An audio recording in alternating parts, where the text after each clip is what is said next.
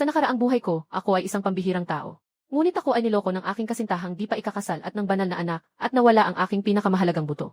Higit pa rito, ako ay ipinako sa altar ng mga prelas at pinahirapan hanggang sa mamatay. 1,000 pana ang tumago sa aking puso, malupit ang aking kamatayan. Bumalik ako sa buhay.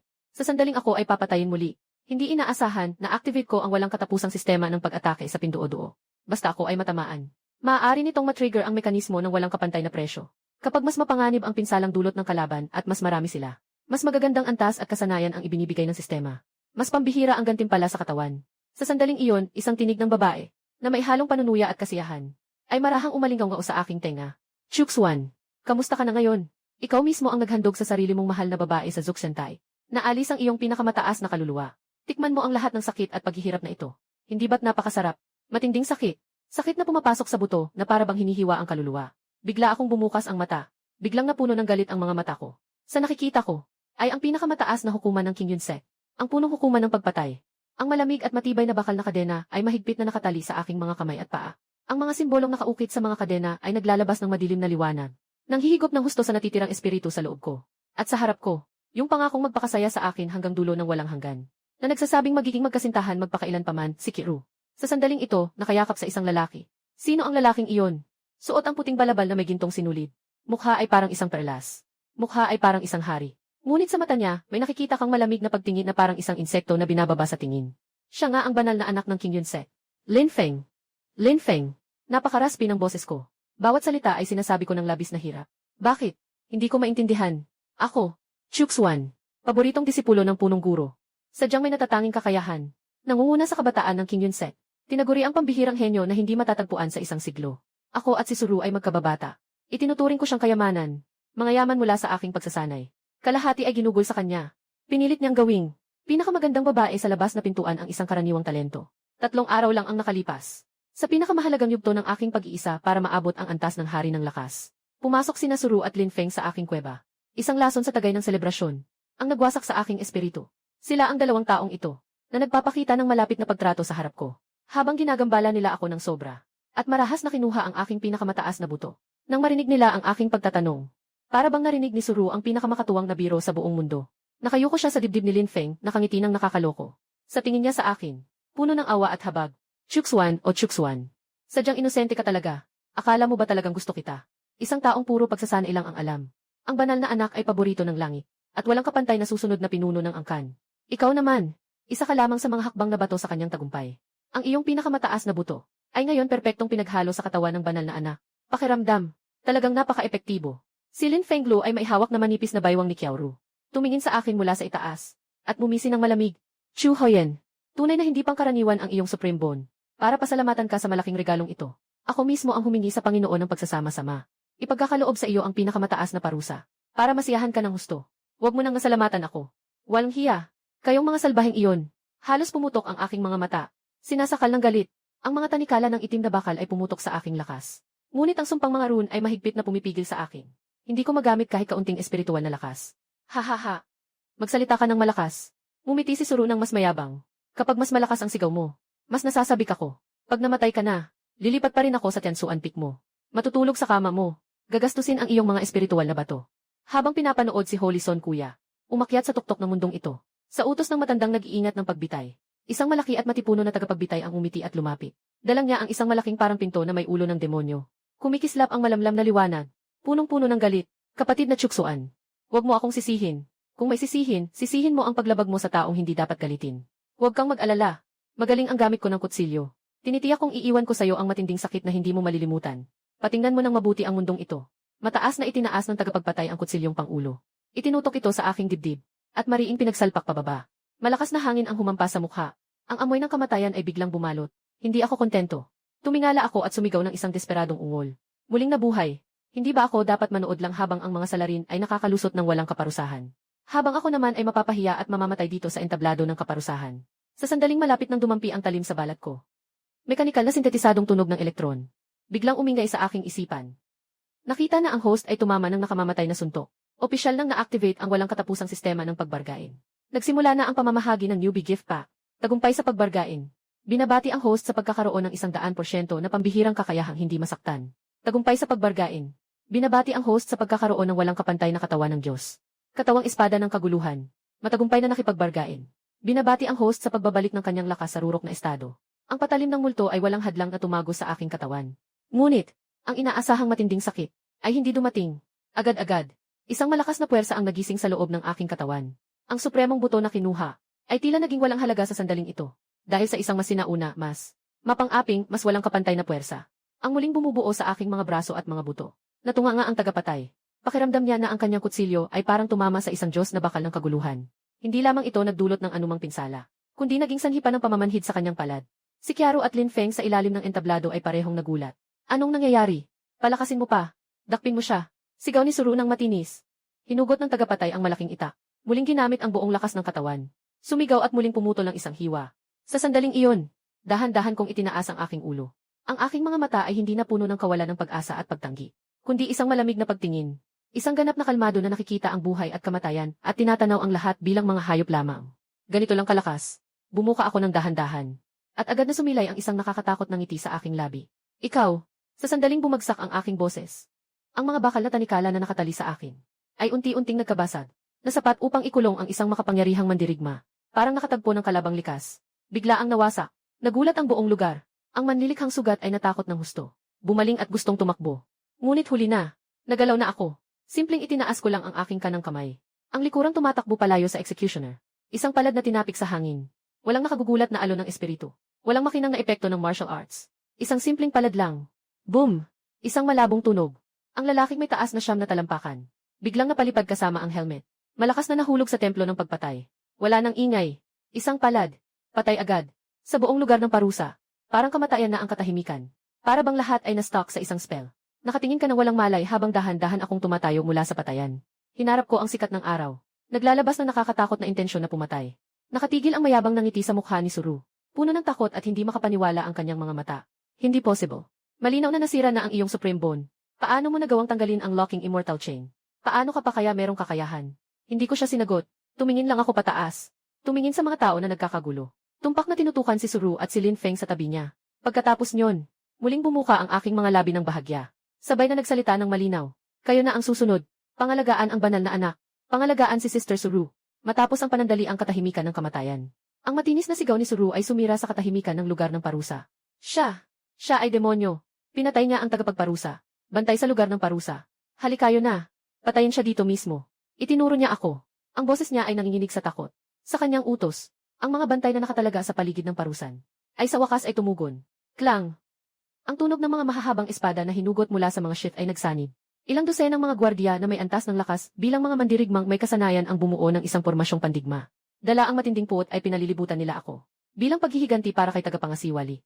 Isang walang kwentang tao. At nangahas pang maging mapangahas. Ibigay mo ang iyong buhay. Sa isang kisap ng mata, nilamon ng mga kislap ng mga espada ang aking anyo. Nang makita ang eksenang ito, bahagyang napahinga sina Kiaoru at Lin Tongsong. Bahagyang napahinga sina Suru at Lin Fengsong. Ito ay mga elite na tagapagtanggol ng King Yunset. Kapag nagsanib puwersa, kahit ang isang nangungunang mandirigma ay kailangang umiwas pansamantala. Ako na isang wasak na tao. Hindi ko talaga mapipigilan ang matinding hampas na ito ng kidlat. Ngunit, sa harap ng isang pagsalakay na kayang punitin ang bakal, hindi ako umatras. Ninagdepensa. Bagkus, niyakap ko ito ng maluwag. Bumukas ang mga mata ko. Ang mga talim na dumating ng diretso ay hindi ako pinataboy. Ha. Tumawa akong malakas. Ang tawa ko ay puno ng kayabangan at paghamak. Halika. Lahat kayo, puwersahin nyo. Hindi ba kayo kumain ng tanghalian? Pumalo kayo dito. Huwag titigil. Nabaliw na. Tuluyang nabaliw ang lalaking ito. Lahat ng mga nanonood na disipulo ay inisip na ako'y nabaliw. Sadyang humiling ng kamatayan. Nagtaka rin ang mga gwardya. At agad silang nagalit dahil sa aking matapang na saloobin. Naghahanap ng gulo. Ibigay ko sayo. Wasakin mo siya. Dozens of sharp long knives. Simultaneously slashing fiercely at my body. From head to toe. Not a single part spared. An eerie scene unfolded. All the blades struck Dinvai's skin, making crisp clashing sounds. Sparks flying. Dozens of finely crafted steel swords. Lahat ay naputol at naputol ang talim. Samantala, ako, hindi nasaktan. Walang sugat. Sa kabilang banda, sa aking isipan, madalas na tunog ng sistema. Ding! Nakatanggap ka ng 577 na saksak.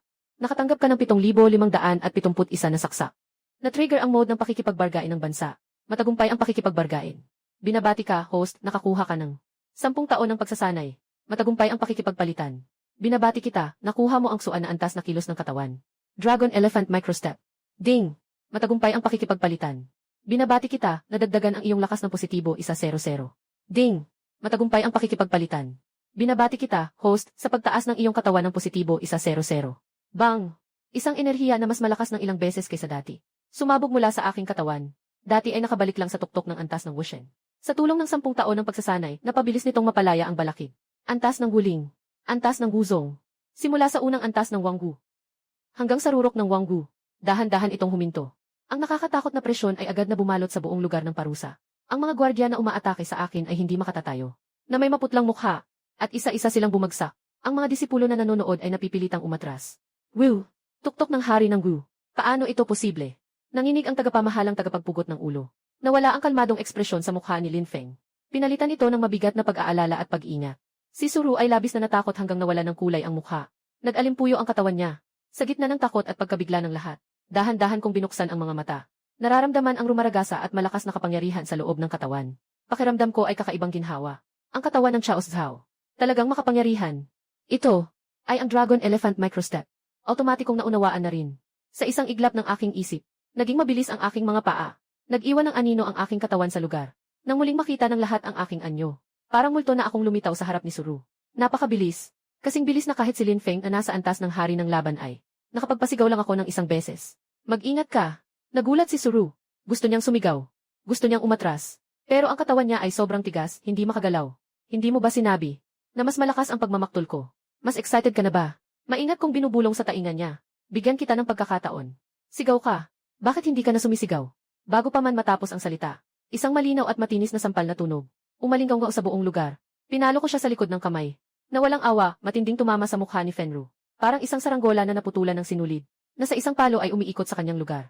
At lumipad ng mahigit 10 metro. Na bumagsak ng mabigat sa lupa. Na ang isang pisngi ay namaga ng mataas. Na nasa labis na kahirapan. Tahimik ang buong lugar. Walang nakakaasahang. Ang aking pagsagot ay magiging ganito kasimple at brutal. Naglakas loob kang saktan ako. Si Suru ay nakadapa sa lupa. Na hindi makapaniwala na sumisigaw. Dahan-dahan kong binalik ang kamay ko. At naglinis-linis sa aking damit. Tumingala. Wala akong pakialam sa aking mga mata. Malinaw ang tono ko. Hindi. Ito ay simula pa lamang. Ipapaalam ko sa iyo. Kung ano ang mas masakit pa sa kamatayan. Batang lalaki. Ano ang iyong ginagawa? Ang malakas na sigaw ng galit ay nanggagaling sa ibabaw ng hukuman. Makikita si Liu Kang, ang matandang tagapangasiwa ng labasan, na nakaupo ng matatag sa kanyang posisyon. Na isang matandang tagapangasiwa ng labasan. Isang hakbang ang kanyang ginawa. Biglang lumampas ng ilang metro. Naharang sa harap ni Suru at Lin Feng. Naabot na niya ang kalahating hakbang ng Martial Emperor. Ang galing ni Chuksuan. Hindi ko inakala na itinatago mo ito ng ganito kalalim. Si Liu Kangting ay nakatingin sa akin. May madilim na ekspresyon sa mukha. Ang sabi nilang nawasak ang kanyang lakas ay hindi totoo. Anong demonyong lakas ang nilinang mo? Sadyang niloko mo kami para mahuli kami sa bitag mo, di ba? Ngayon, ako na ang magpapatupad ng katarungan sa ngalan ng langit. At papatayin kita, demonyong ito, sa lugar na ito. Matandang tao. Gusto mo akong patayin. Sa harap ng presyon ng kalahating hakbang ng Martial Emperor. Hindi ako nagbago ng ekspresyon. Sa halip, umiti pa nga ako. Para sa akin. Siya ay talagang isang bagong labas. Na mataas na karanasan na regalo. Mapagmataas na bata. Maging sa harap ng kamatayan ay matigas pa rin ang dila. Hindi na nag-aksaya ng salita si Liu Kang. Bigla siyang nagbuo ng mga senyales gamit ang dalawang kamay. Isang nag-aalab at mabangis na presensya ang sumiklab. Mataas na antas na teknikang pandigma ng dilaw na antas. Suntok ng tigre na bumababa sa bundok. Kasabay ng pag-iyak ng tigre. Sa kanyang kamao ay nabuo ang isang apoy na tigre na gawa sa espiritual na lakas. Na sumugod diretso sa akin. Ang suntok na ito ay pinagsama ang buong lakas ng kalahating hakbang ng mandirigmang hari. Nagulat ang mga tao sa paligid. Lahat ay naniniwalang ako ay tiyak na matatalo. May kislap ng kasiyahan sa mga mata ni Lin Feng. Ngunit, sa harap ng malakas na suntok na iyon, wala akong kahit kaunting takot sa aking mukha. Sa halip may ipinakitang pag-asa. Ako mismo ang sumalubong sa naglalagablab na tigre. Itaas ang dibdib. Halika na. Bigyan mo pa ako ng mas malakas na suntok. Ding! Na-detect na malapit ng tamaan ang host ng isang mataas na antas na itim na kasanayan sa martial arts. Tataas ang crit rate ng sistema. Matibay na tinamaan ng apoy na tigre ang aking dibdib. Ang galit na alon ng apoy ay sumalubong sa lahat ng direksyon. Wakas pito. Ibinalik ni Liu Kang ang kanyang kamao. Nagpakita ng malamig na ngiti. Si Suru ay bumangon mula sa lupa. Nagbigay na nakasisilaw na tawa na parang baliw. Ha ha ha. Chuksuan. Ikaw walang silbi, talo ka na naman. Makipaglaban ka sa akin. Makipaglaban ka sa banal na anak. Ano ka ba? Ngunit, bigla siyang tumigil sa pagtawa, dahil lang mawala ang apoy at usok sa paligid. Nakatayo pa rin akong buo sa aking lugar. Ang puting damit ay walang bahid ng alikabo. Walang isang hibla ng buhok ang nasunog. Hindi ito possible. Halos lumabas ang mga mata ni Liu Kang. Ang aking tigre na bumababa sa bundok na kamao. Paano ito naging walang epekto sa iyo? Sa sandaling ito, umiikot sa aking isipan ang himig ng langit. Ding! Binabati kita, ang host ay matagumpay na nakatiis sa yellow rank martial skill. Nakapag-trigger ng napakabihirang critical hit na 10,000 beses. Ding! Matagumpay ang pagtawad. Binabati kita, nakuha mo ang heavenly rank supreme technique. Dakilang araw na sumusunog sa langit. Ding! Automatikong na naabot ng host ang ganap na antas ng kasanayan. Walang hanggan at napakalawak na impormasyon ng kasanayan ang pumasok sa aking isipan. Dahan-dahan kong itinataas ang aking mga mata. Tumingin sa nakabiglang si Liu Kang. Tumingin sa naguguluhang si Liu Kang. Nakangiti akong humikbi. Maganda ang iyong mga kasanayan sa pakikipaglaban. Malakas ang iyong lakas. Ngunit, ngayon ay akin na ito. Dahan-dahan kong inangat ang aking kanang kamay. Isang sinag ng gintong apoy na parang mula sa puso ng araw. Ay tahimik na sumibol sa aking palad. Ang apoy na espiritu ni Liu Kang na kanyang ipinagmamalaki. Ay naglabas ng isang pag-iyak ng pagsuko sa harap ng gintong apoy na ito. Bilang kapalit ng regalong ito na ibinigay mo sa akin. Ipapakita ko sa iyo ang tunay na apoy. Ang boses ko ay payapa at kalmado. Tianji na pamamaraan. Unang anyo ng dakilang araw na nagliliyab sa langit. Gininto ang ukay na sumusunog sa mundo. Pagkatapos kong magsalita, ang gintong apoy sa aking kamay ay biglang lumakas. Isang tatlong paa na gintong ukay na gawa sa purong gintong apoy ang biglang lumitaw mula sa wala. Nakatutok sa likod ko. Kagamitan sa kalangitan. Liu Kang ay umaatungan ng desperado. Humarap at nagtangkang tumakbo. Ngunit bahagyang pihitin ang palad ko. Ang apoy na gintong uwak ay naging agos ng liwanag. Biglang humabol kay Liu Kang. Ganap na sinakmal ang buong tao niya. Sa harap ng takot ng lahat. Ang kalahating hakbang na elder ng Wuhuang ay naging alikabo. Para kang binagsak sa mas mababang antas. Dahan-dahang binalik ko ang kamay ko. Malupit na nakatitig sa sisuru na nakahandusay na sa lupa. Walang ingay sa buong lugar. Sa katahimikan nito, dahan-dahan akong nilalakad papunta kay Ru. Ikaw na ang susunod. Ganap na bumagsak si Suru. Nakatayo siya sa lupa, nanginginig ang buong katawan. Isang takot na hindi pa niya naranasan ang nagdudulot sa kanya ng hirap sa paghinga. Huwag, Kuya Chuksuan. Si Suru ay gumagapang patungo sa akin gamit ang kanyang mga kamay at paa. Nais niyang yakapin ang aking mga binti. Nagkamali ako. Talagang nagkamali ako. Si Lin Feng ang pumilit sa akin. Ikaw lang ang laman ng puso ko. Umiyak siya ng walang tigil. Ngunit ako'y tahimik na nakatayo. Walang kahit anong ekspresyon sa aking mukha. Dahan-dahan akong lumuhod. Iunat ang kamay. Sa mga mata ni Suru ay sumabog ang liwanag ng labis na tuwa. Akala niya ay naluoy ako. Ngunit sa sandaling halos magdikit ang mga daliri. Dahan-dahan kong pinisil ang kanyang baba. Pinilit siyang itingala ang ulo at tumingin sa akin. Karapat dapat ka bang banggitin ang mga araw na iyon? Napakababa ng tinig ko. Ngunit may malamig na yelo sa kaibuturan. Nagsasara ako upang makamit ang wang ng Marshal. Dinala mo ang tao sa aking kuweba. Inlagyan mo ako ng gamot. Nang nakawin ang aking katawang pinakamataas. Nakangiti ka sa tabi. Inilagay ako sa Zuxentay. Sinabi mo sa akin, ito ay magpapasaya sa'yo. Bawat salitang sasabihin ko. Lalambot ang iyong mga daliri. Piliting tumanggi si Suru. Humihingi ng tawad. Suru, hindi ka ba mahilig manood ng ibang nasasaktan? Mumingiti ako ng masaya. Ngayon ay ipaparanas ko sa iyo. Pagkatapos ng sinabi, binitiwan ko ang aking kamay. At pagkatapos, sa harap ng libu-libong nagulat na mga mata, dahan-dahan kong itinaas ang aking kanang paa. Hindi. Sumigaw si Suru ng matinis. Ang tunog ng malalim na ilog. Mahigpit kong pinindot ang dibdib ni Fyro. Biglang sumabog ang lakas ng Chaotix Word Body. Tuluyang nasira ang kanyang puso dahil sa isang sipa. Mabilis na nawala ang sigla. Dahan-dahan kong inalis ang paa. Hindi ko na siya tiningnan. Sa halip, tumutok ang tingin ko kay Lin Feng sa execution platform. Nagmumukhang seryoso si Lin Feng.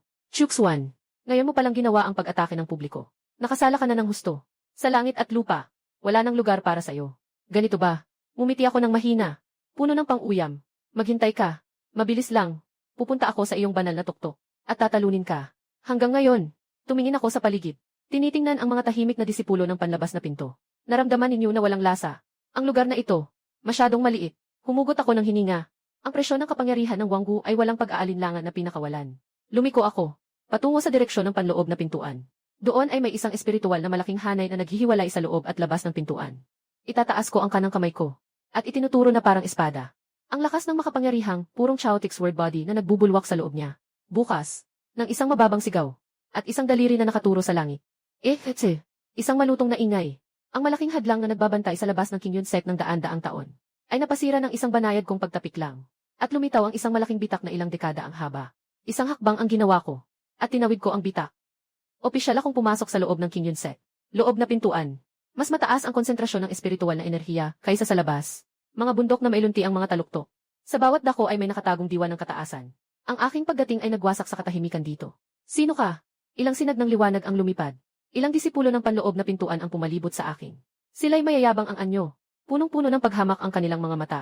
Ayaw ko nang itaas ang mga talukap ko. Naghahanap ng kapahamakan. Ang pinuno ng mga disipulo ay nagalit na nagalit. Hinugot ang mahabang tabak at inatake ako. Ngunit bago pa man umabot ang enerhiya ng tabak sa akin ang 3 talampakan, ay bigla itong nawala. Nagtaka ang disipulo. Nais na muling umatake. Narinig ang malakas na tinig ng da. Lahat, tigilan nyo na. Isang batang lalaki na nakasuot ng lila ang lumitaw na tila lumilipad. Naglalabas siya ng matalim na di matatawarang espiritu ng espada. Ang kanyang antas ay nasa huling yugto ng hari ng lakas. Siya si Senior Brother Zhao Kuang. Nagbigay daan ang lahat ng may paggalang. Si Zhao Kuang ay huminto 10 metro mula sa akin. Bahagyang nakakunot ang noo. Panlabas na disipulo. Pumasok sa pamamagitan ng pumutol na malaking depensa. Ngayon ay nasa ilalim ng daan. Nawasak ang kakayahan sa pagsasanay. Bumalik ka sa panlabas na pintuan.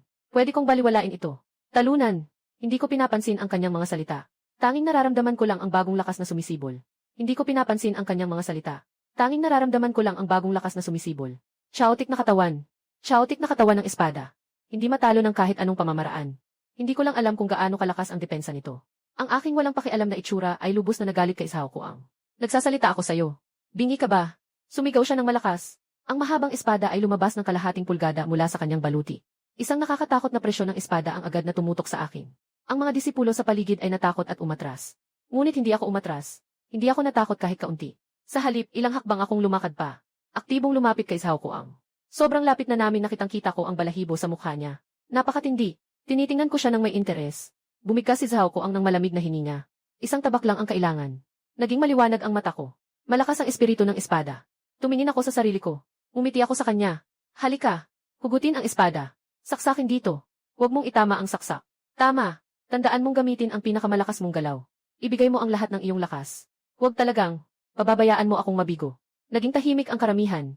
Lahat ng mga tagapanood na disipulo ng Nichen ay nakabuka ang mga bibig. Napalaki ang mga mata. Nabigla ang mukha. Nabigla ang mukha. Yung taong pumasok mula sa labas. Siguradong baliw. Hindi lang ako ang unang nakipag-away sa loob. Si Zhao Kuang, ang nakatatandang kapatid na mayabang. Kahit na. Hinayaan niyang itulak ang liig niya para putulin. Anong kayabangan ito? Anong kapal ng mukha?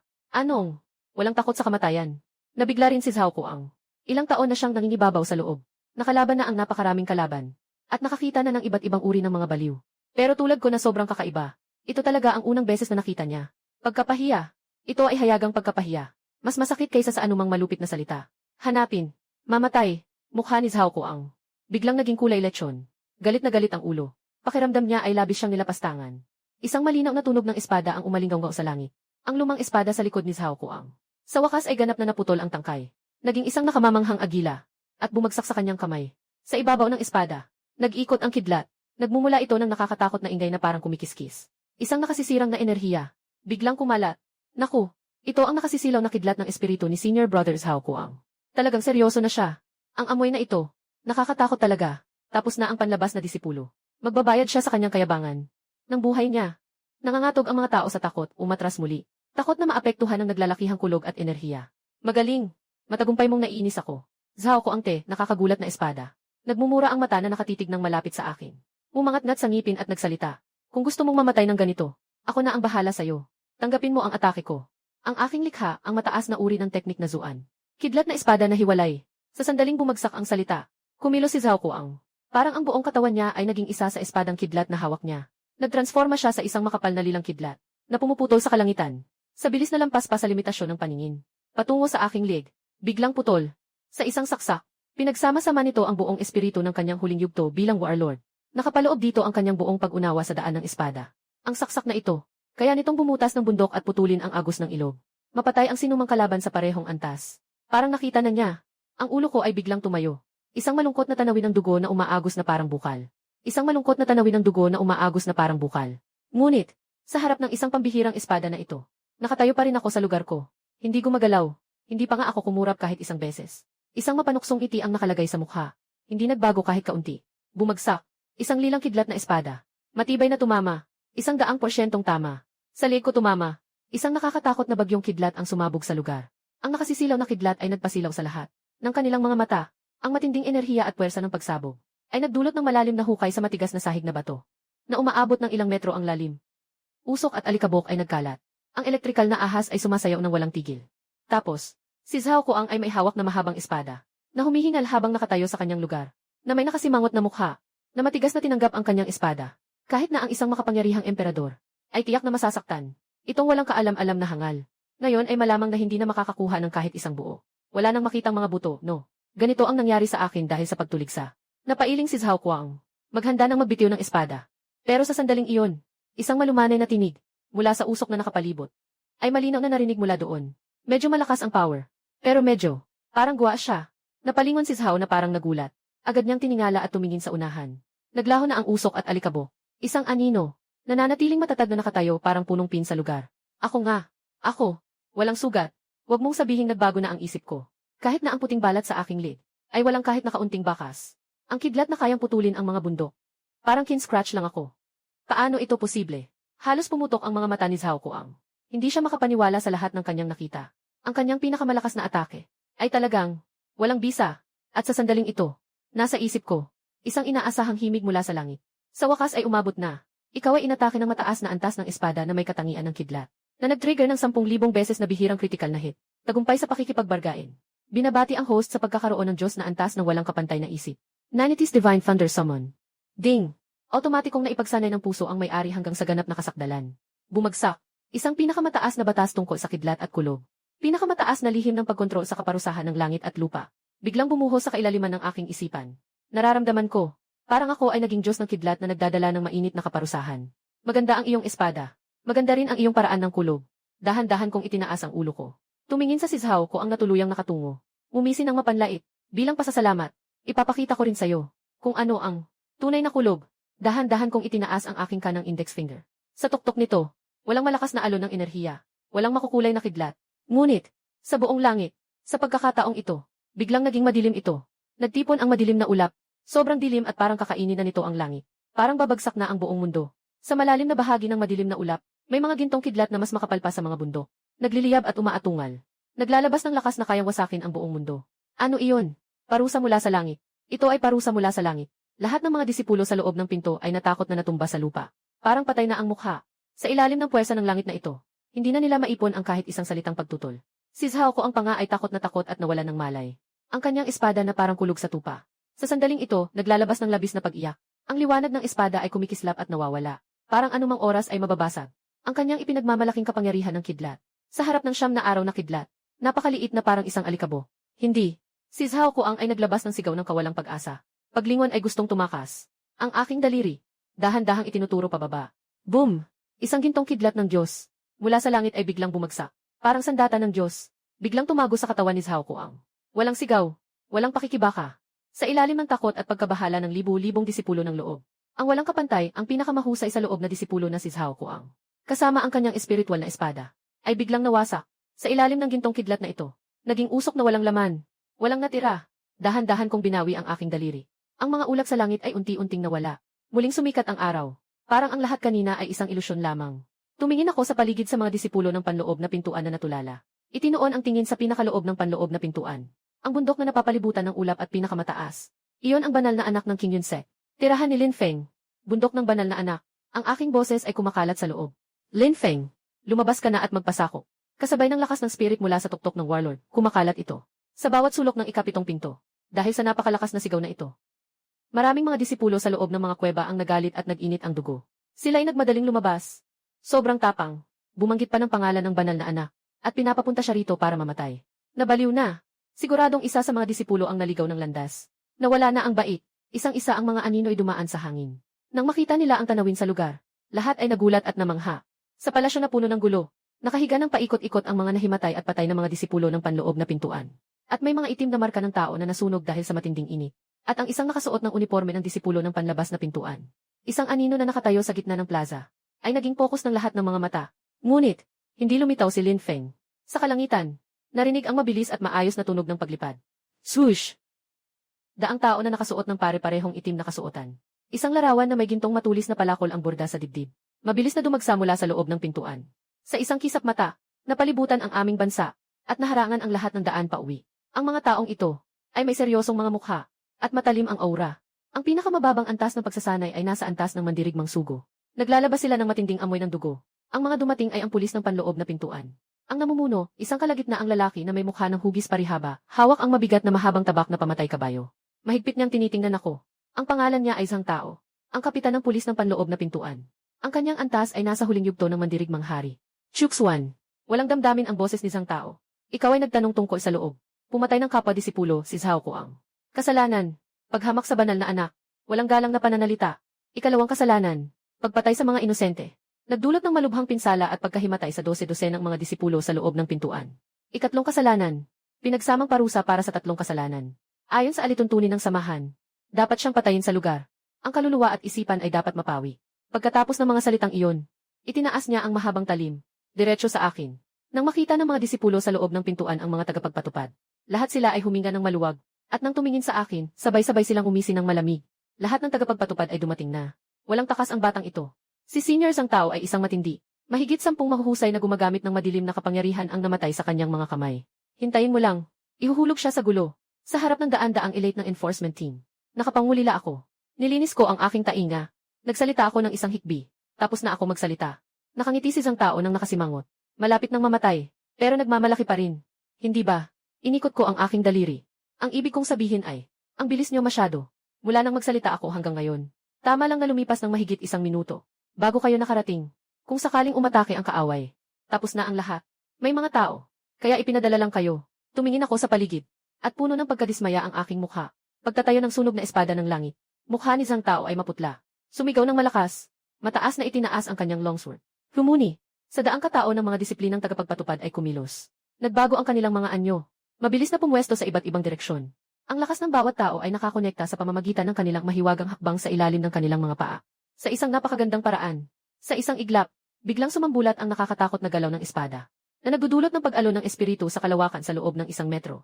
Isang piitan ng mga matitinding espada na binubuo ng daang-daan. Ng mga espada ang biglang lumitaw. Na nagkukulong sa akin sa gitna ng 7 pader ng piitan. Sa loob ng hanay ng mga espada. Naglalakbay ang enerhiya ng espada. Puno ng panganib na pagpatay. Ang espasyo ay naputol ng mga makikitid na itim na bitak. Tayanggang na hanay ng espada. Sinasabing ang hanay na ito ay kayang talunin ang bagong emperador ng sandata. Tapos na. Wala na siyang puwang para lumaban. Lahat ay umatras. Hindi matapang tumingin sa gitna ng labanan. Ako na nasa gitna ng bagyo. Ay ngumiti ng malaki. Ang saya nito. Hindi ako natakot. Sa halip, nagniningning ang mga mata ko. Malaking hakbang pasulong. Ako pa nga ang kusang lumapit sa gitna ng hanay ng mga espada. Kung saan pinakamakapal ang espada at pinakamalakas ang patayan. Pinakamakakilabot na sentrong lugar. Nakausap ko ng ilang hakbang. Huwag kang nakatingin lang. Kumaway ako kay isang tao sa labas ng pangunahing depensa. Nang may taos pusong ngiti. Sabay tayong umakyat. Nagmamadali ako. Huwag kayong titigil. Gusto kong makita kung hanggang saan ang inyong hangganan. Si Zhang Tao at lahat ng mga disipulo ng enforcement team. Pakiramdam nila ay kulang ang kanilang utak. Ang lalaking ito, baka gusto niyang gamitin ang kanilang sword formation para magpakamatay. Kayabangan. Pagtupad sa hangarin. Sumigaw si Zhang Tao ng malakas. Pinagsikapan niyang hiwain pababa gamit ang kanyang mahabang tabak na pangputol ng kabayo. Himagsika ng mga espada sa langit. Himagsika ng mga espada ng Tiangang. Pagpigil at pagpatay. Sa gitna ng malakas na tunog.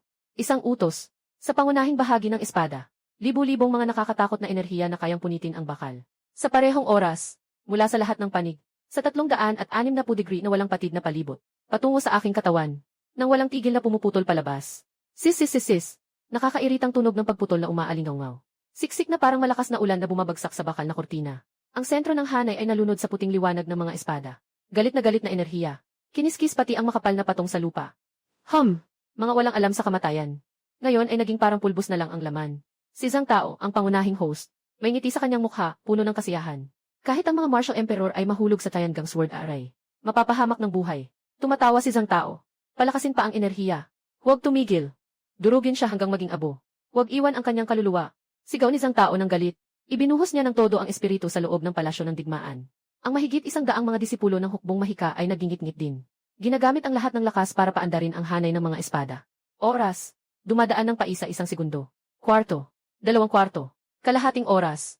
Nagkatinginan ang mga miyembro ng enforcement team. Dahil, ang tuloy-tuloy na tunog ng pagputol, mula nang magsimula hanggang ngayon, ay hindi humina o nagbago kahit kaunti. Sa katunayan, kahit gaano pa kalakas ang katawan ng isang tao, kapag ganito ang pagkakaputol, dapat na siyang mawala. Ngunit ngayon ang pakiramdam ay hindi parang pinutol sa laman at dugo. Ano nang nangyayari? Nakatukod ang noo ni Zhang Tao. Kapitan, ang aking espiritual na lakas ay halos maubos na. Isang kasapi ng grupo na pinakamalapit sa kanya. Ang mukha ay maputla na parang papel. Nanginginig ang mga labi. Ang katawan ay nanginginig at tila babagsak na. Bago pa matapos ang kanyang salita, biglang siyang sumuka ng dugo. Nabuwal siya sa lupa. Halos mawalan na siya ng hininga. Pagkatapos nyon, pumiglas. Maraming disipulo ng tagapagpatupad ang nahulog. Dahil sa labis na paggamit ng enerhiya, hindi na nila kinaya pang magpatuloy. Sumabog ang dugo sa bibig. Natungo sa lupa. Sa loob lang ng 10 ilang hininga. Sa grupo ng daan-daang tao, 3 sa kanila ang napaatras. Kaya nyo pa. Lahat kayo, tiisin nyo. Nangingilid ang luha sa mata ni Zhang Tao. Naramdaman niya. Yung halimaw sa aray. Hindi lang nawala. Ang kanyang aura, nananatili pa rin, at lalo pang lumalakas. Paano ito pwedeng mangyari? Kinukuha niya ba ang enerhiya mula sa Tiangong Sword Array para mag-meditate? Ang napaka-absurd na kaisipang ito ay nagpalamig ka isang taos. Ako sa gitna ng espada ay halos napapaungol sa sarap. Sa aking isipan, ang tunog ng sistema ay naging isang masayang karagatan. Ikaw ay patuloy na inaatake ng Tiangong Sword Formation. Naka-activate ang buong masahe mode. Ding! Matagumpay ang pagbargain. Binabati kita, tagapag-alaga, sa nakuha mong 20 taon na kasanayan. Matagumpay ang pagbargain. Binabati kita, tagapag-alaga, sa nakuha mong positibo 500 na katangian. Matagumpay ang pagbargain. Binabati kita, tagapag-alaga, sa pagtaas ng kasanayan sa Chaos Word Body ng positibo 0%. Nakapagnegosasyon ng matagumpay. Binabati kita, tagapagmana, sa pagkamit ng kalangitan na espada. Pagputol ng langit at pagsibo ng espada. Mas malaki pa ang saklaw kaysa sa nakaraan sa hukuman. Mas nakakatakot na aura. Biglang sumabog mula sa gitna ng palasong aray. Ang dating narating na ang tuktok ng warlord, ngunit nasa harap pa rin ang bottleneck ng kanyang kasanayan. Direktang nabasag sa ilalim ng enerhiya ng bita. Kalahating hakbang ng emperador ng martial. Unang yugto ng emperador ng martial. Ang presyon na dulot ng pagtagos. Malakas na tumama sa nanginginig na pader ng Tiangong. Ang pader ng aray na binuo ng espada ay nagsimulang magpakita ng malinaw na mga bitak. Hindi maganda. Kailangan ng sirain ang pader ng salamin.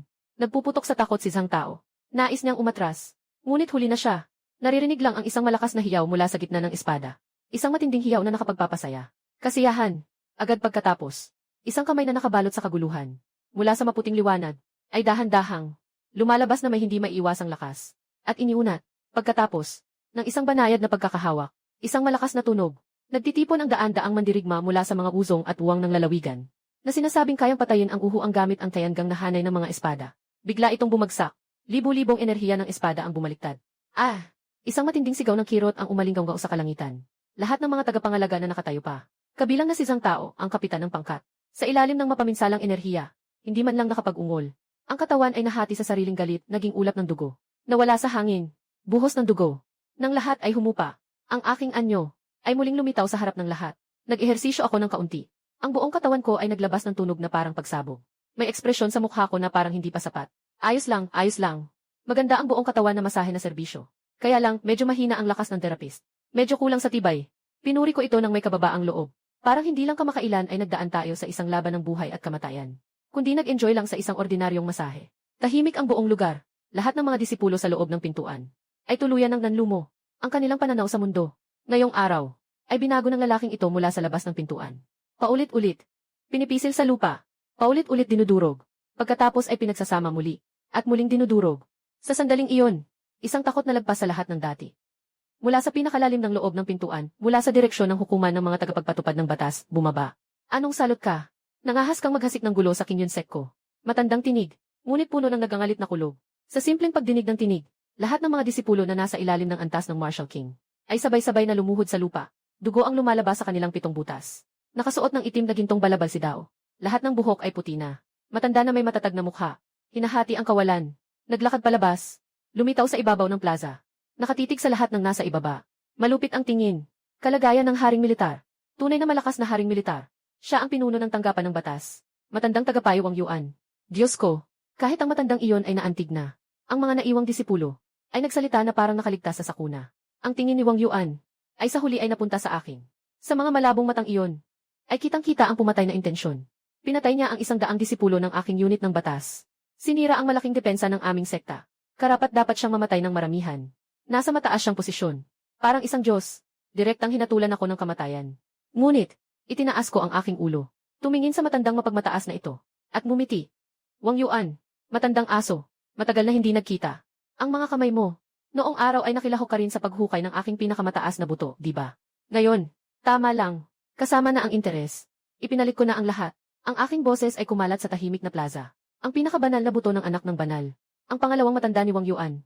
Kasali siya sa bagay na ito. Nang marinig nila ang salitang iyon, ang mga disipulo sa loob ng pinto ay nanatiling nakatayo. Hindi alam ang gagawin. Isang napakalaking lihim na nakababalisa. Kung sinabi ko noon na napatay ko si Zhao Kuang. Ngunit ang enforcement team ay pinatay ko rin. Basta ito ay paglabag lang sa mga patakaran. Ngunit nang sinabi ito, nagbago ng tuluyan ang kahulugan nito. Ito ay may kinalaman sa pinakamataas na antas ng sekta sa mga intriga at internal na laban. Si Wang Yuan na nakabitin sa hangin. Sa kanyang matandang mukha na walang emosyon. Ang kanyang ekspresyon ay nagkaroon ng matinding pagbabago. Biglang nagbago ang ekspresyon ni Wang Yuan. Nagpakita ng matinding galit. Nagsasalita ng mga kasinungalingan. Kalokohan. Kalokohan. Mariing pinagsabihan ni Wang Yuan. Umalingaw ang kanyang tinig sa paligid. Chuxuan, hindi ka lang napakasama. Kundi sinubukan mo pang siraan ako. Ininsulto mo ang aming angkan. Mukhang tuluyang napariwara ka na sa madilim na landas. Hindi ka na namin pwedeng panatilihin. Wala na siyang alinlangan. Isang dambuhalang kamay na gawa sa makapangyarihang enerhiya. Bigla na lang nabuo sa ibabaw ko. Sa dala ng kanyang lakas na parang sumisira ng lahat. Malakas na tinamaan. Ang palad na ito, nagsara sa kalawakan. Pinipigil ang kawalan. Ang galit na sipa ng isang makapangyarihang mandirigma. Kayang wasakin ang isang bundok sa lupa. Nanganganib si Wang Yuan. Itong lihim. Hindi pwedeng mabunyag. Kailangan akong mamatay. At mawala ang aking kaluluwa. Hindi na ako makakalagpas kailanman. Sa harap ng isang pamatay na palo, akala ng lahat mamamatay ako. Dahil iyan ay isang atake ng isang dakilang huwad na hari. Noong ako ay bagong angat bilang isang mandirigmang hari. Paano ko mapipigilan? Ngunit, tahimik lang akong nakatayo sa lugar. Hindi ko pa nga tiningnan ang bumabagsak na malaking palad. Itinaas ko lang ang aking kanang kamay. At ang daliri ay parang espada. At ang daliri ay parang espada. Patungo sa malaking kamay na nakataas. Basta-basta. Isang pataas na galaw. Sining ng pagputol gamit ang espada. Ang liwanag ng espada ay sumiklab mula sa aking mga daliri. Isang liwanag ang sumiklab mula sa aking mga daliri. Ang liwanag ng espadang ito ay hindi kumikislap, kahit na may ilan na simple at walang halong forma. Ngunit sa sandaling ito, lahat ng liwanag sa mundo ay nawala sa dilim. Ang liwanag na ito ay sumakop sa lahat ng nasa paligid. Isang bahagyang ingay halos hindi marinig. Ang dambuhalang kamay na gawa sa espiritu na pinagsikapan ni Wang Yuan. Hinati sa dalawa mula sa gitna. Maingat na paghihiwalay ng tahimik. Walang sumabog. May shockwave. Ang malakas na kamay ng espiritu na naghihiwalay. Diretsyong naglaho sa hangin. Parang hindi kailanman nagpakita. Ano? Mga mata ni Wang Yuan. Biglang lumiit hanggang sa pinakamapanganib na dulo ng karayom. Wang Yuan Dajun. Yung isang tabak. Ano iyon? Bakit parang nakakatakot na parang kailangang putulin pati ang kaluluwa niya? Na para bang may maling akala na mapuputol ang lahat. Bago pa siya makareact sa pagkabigla. Yung sinag ng espada na pumuputol sa malaking kamay. Walang paghinto. Sa isang bilis na lampas pa sa kanyang pangunawa. Lumampas sa distansya ng espasyo. Biglang nagpakita sa kanyang harapan. Mabilis. Sobrang bilis. Masyadong mabilis para sa mandirigmang si Wang Yuan. Kahit isang ideya ay hindi niya naipon. Hindi na niya naabutan pang makaresponde. Tanging nakatingin na lang siya habang nakikita ang payak na liwanag ng espada. Mula sa gitna ng kanyang noo. Na dumaan ng mabilis. Pum! Ang katawan ni Wang Yuan ay nanigas sa ere. Ang galit at takot sa kanyang mukha. Lahat ay nanigas. Ibinaba niya ang kanyang ulo. Na may hindi makapaniwalang tingin sa kanyang katawan. Isang manipis na linya ng dugo. Nagsimula sa kanyang noo. Pababa. Dumaan sa kanyang ilong. At mga labi. Lig ng lig. Dibdib.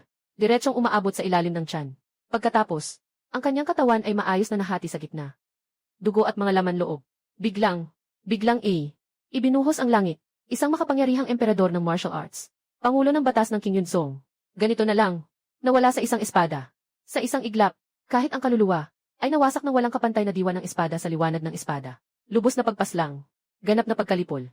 Hindi alam kung papasok. Mahinang nilunok ang laway. Tahimik ang buong loob ng pintuan.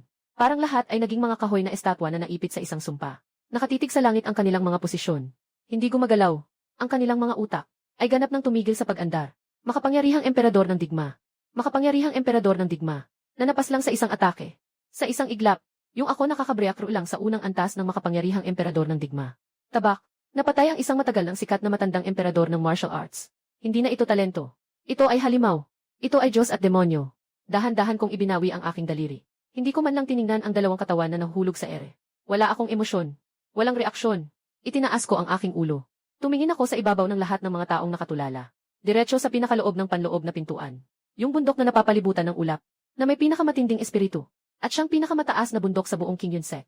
Bundok ng banal na anak. Lin Feng. Ang boses ko ay umabot. Na may kapangyarihan. Kailangan ko pa bang anyayahan ka? Sa pagkakataong ito, nang matapos ang aking sinasabi, sa tuktok ng banal na anak, mayroong 7 na tugon. Isang napakabighaning liwanag ng Diyos ang sumiklab patungo sa langit. Isang puwersa na hindi hamak na mas mahina kay Wang Yuan. Kahit na mas malakas pa nga ang aura nito. Biglang bumaba. Isang binata na nakasuot ng gintong kasuotan. Maganda ang mukha. May kakaibang karisma. Nakatapak sa kawalan. Dahan-dahang lumalakad palabas. Siya ang banal na anak ng King Yunsek. Lin Feng. Sa kanyang likuran, ay may ilang matatandang may napakalalim na aura rin.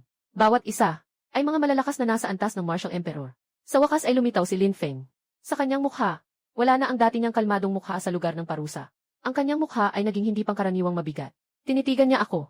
At tinitigan din ang bangkay ni Wang Yuan sa ibaba. Dahan-dahang nagsalita. Chuxuan, aaminin ko. Mali ang pagkakatingin ko sa iyo. Hindi ko pinapansin ang mga walang kwentang sinasabi niya. Hinawakan ko lang ang isang daliri. Sa daan, nawala ng lakas. Ibabalik ko ng mano-mano ang aking pinakasupreme na buto. Ibabalik ko ng sarili kong kamay. Ulit, nagtaas pa ako ng pangalawang daliri. Sabihin mo sa akin. Sino-sino ang lahat ng taong sangkot noon? Sino sila? Sa huli, tahimik kong ibinigay ang huling pagpipilian. Papatayin ko si Boo, at pati ang mga matatandang aso sa likod mo. Pagkatapos, ako mismo ang mag-imbestiga. Ikaw, pumili ka ng isa. Yung sinag na kayang pumatay sa kaluluwa ng emperador ng digma, ay biglang lumitaw mula sa gitna ng noo ni Wang Yuan. Sa sandaling ang kanyang katawan ay malapit ng ganap na mapunit sa dalawa. Ang isang sinaunang palamuti na nakasabit sa kanyang dibdib ay sumabog. Isang bilog ng banayad na puting liwanag ang pilit na pinagsasama ang kanyang nahihiwalay na katawan. Ang nakakatakot na talim ng espada ay nawala ang kalahati ng lakas nito. Sa kabila nito, ang katawan ni Wang Yuan ay nananatiling nasa ere. Sumabog ng isang makapal na ulap ng dugo. Nagsimula siyang matumba ng ilang daang metro, bago siya nakapagpigil sa kanyang katawan. Ang kanyang buhok ay magulo, at ang kanyang balabal ay punit-punit. Mukha siyang maputla. Ang kanyang hininga ay humina ng malaki. Ang kanyang malabong mga mata ay nakatutok sa akin. Wala nang mataas na pagwawalang bahala. Tanging ang hindi mapigilang takot at panggigilalas na lamang. Patay na. Sa sandaling iyon, talagang patay na siya. Kung hindi dahil sa pinalangyantok ng Panginoon ng sekta. Ngayon ay isa na siyang katawan na piniraso. Yantok ng kapalit na kamatayan. Magandang gamit. Hinaplos ko ang aking baba. Bahagyang nipis ang mga mata. Matandang aso. Mukhang marami kang kayamanang dala. Si Wang Yuan ay nanginginig sa galit.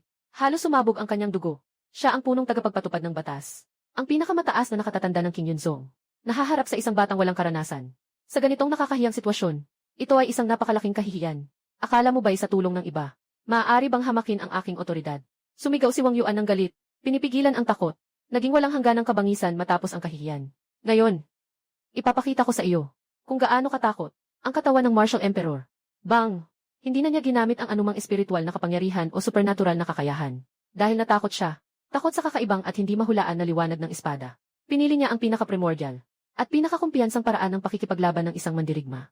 Labanan ng mano-mano. Ang katawan ni Wang Yuan. Sa isang iglap ay lumaki ng isang bilog. Ang mga kalamnan na tila na tuyo ay tumayo ng mataas. Ang ibabaw ng balat ay nagkaroon ng isang layer ng tansong kinang. Ang buong tao ay biglang sumugod palabas. Pumutok sa hangin. Dala ang kapangyarihan ng pagyanig ng bundok at lupa. Isang suntok ang malakas na tumama sa aking mukha. Ang suntok na ito ay nakabatay sa lakas ng katawan lamang. Ngunit bumuo ito ng tunog na parang pagsabog ng tunog. Ang espasyo sa unahan ng suntok ay nagpakita ng mga alon na kitang-kita ng mata. Sa harap ng mabagsik na suntok na ito, hindi ako gumalaw. Hindi ko pa nga inangat ang kamay para ipagtanggol. Tahimik lang akong nakatayo sa lugar. Hinayaan kong ang malaking kamao ay lumulaki sa aking paningin. Baliw pito. Akala ng lahat na ako'y baliw. Diretsyong tinanggap ang galit na suntok ng isang malakas na mandirigmang hari. Kahit na kapwa mandirigmang hari na may malakas na katawan. Hindi aakalain na kaya nilang gawin ito ng may kapal ng loob. Isang malakas na tunog na halos umabot sa sukdulan ang lalim ang sumabog. Naglabas ng nakakabinging dagundong. Ang mabagsik na alon ng enerhiya ay kumalat mula sa gitna ng dalawang tao patungo sa paligid. Binabagsak at pinipira ang lahat ng putik na sahig sa loob ng 100 metro. Kinatutuwa ko. Aakalain mong pumutok ang ulo ko at ang dugo ay pumatak. Pero hindi nangyari. Nandyan pa rin ako. Hindi kumikibo. Matibay na nakaimprinta sa aking mukha. Ngunit hindi man lang ako napilitang iling ang ulo. Natunga nga si Wang Yuan. Pakiramdam niya ang kanyang kamao. Hindi talaga tumama sa mukha ng tao, kundi tumama sa isang walang hanggang di matitinag na banal na metal ng kaguluhan. Dahan-dahan akong umurong. Malinaw na narinig ni Wang Yuan ang aking tinig. Kahit ang lakas ng pagkagat mo sa akin ay wala pa. Kasabay nito, sa isip ko, ang tunog ng sistema ay nagsimulang mag-ingay ng malakas. Ding! Nakatanggap ka ng atake mula sa matandang aso ng Martial Emperor, na nag-trigger ng 10,000 beses na sakit na naging ginhawa at kritikal na tama. Ding! Nagtawad ng matagumpay. Binabati ang may-ari, lakas ng katawan positibo 1000. Nagtawad ng matagumpay. Binabati ang may-ari, lakas ng buhay positibo 2000. Impossible. Naglabas si Wang Yuan ng malungkot na sigaw. Hindi siya naniniwala sa masama. Binalik niya ang kanyang kamao. Ang enerhiya at dugo sa katawan ay umiikot ng mabilis. Ang kabilang kamay ay naging isang talim. Bitbit ang matalim na parang pumuputol sa kalangitan. Matindi nitong pinutol ang aking lid. Muling narinig ang malakas na tunog. Katsak! Sa pagkakataong ito, kasabay ng malakas na tunog, at isang malinaw na tunog ng pagkabasag ng buto. Si Wang Yuan ay umalingaw ng isang malakas na sigaw ng paghihirap.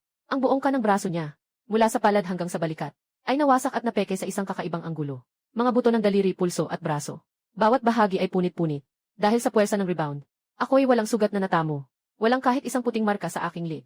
Samantalang si Wang Yuan ay direktang nabasag ang buong braso dahil sa nakakatakot na puwersa ng rebound. Ding! Ang iyong Chaos Word Body ay nagiging Immortal Golden Body. 0%, 50%, 100%. Ding!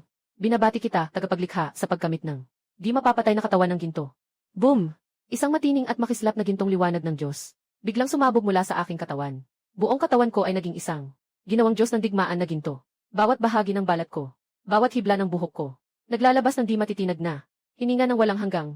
Hindi pa tapos. Si Wang Yuan na isang braso ang naputol. Lubos na nahulog sa kabaliwan. Lubos na nalulumbay sa kabaliwan. Wala siyang pakialam. Ginamit ang lahat ng lakas.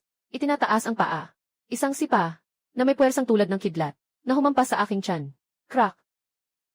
Mas lalong naging masikip ang tunog ng pagkaputol ng buto. Mas nakakatakot pa. Buong kanang binti ni Wang Yuan. Mula sa bukong-bukong hanggang sa hita.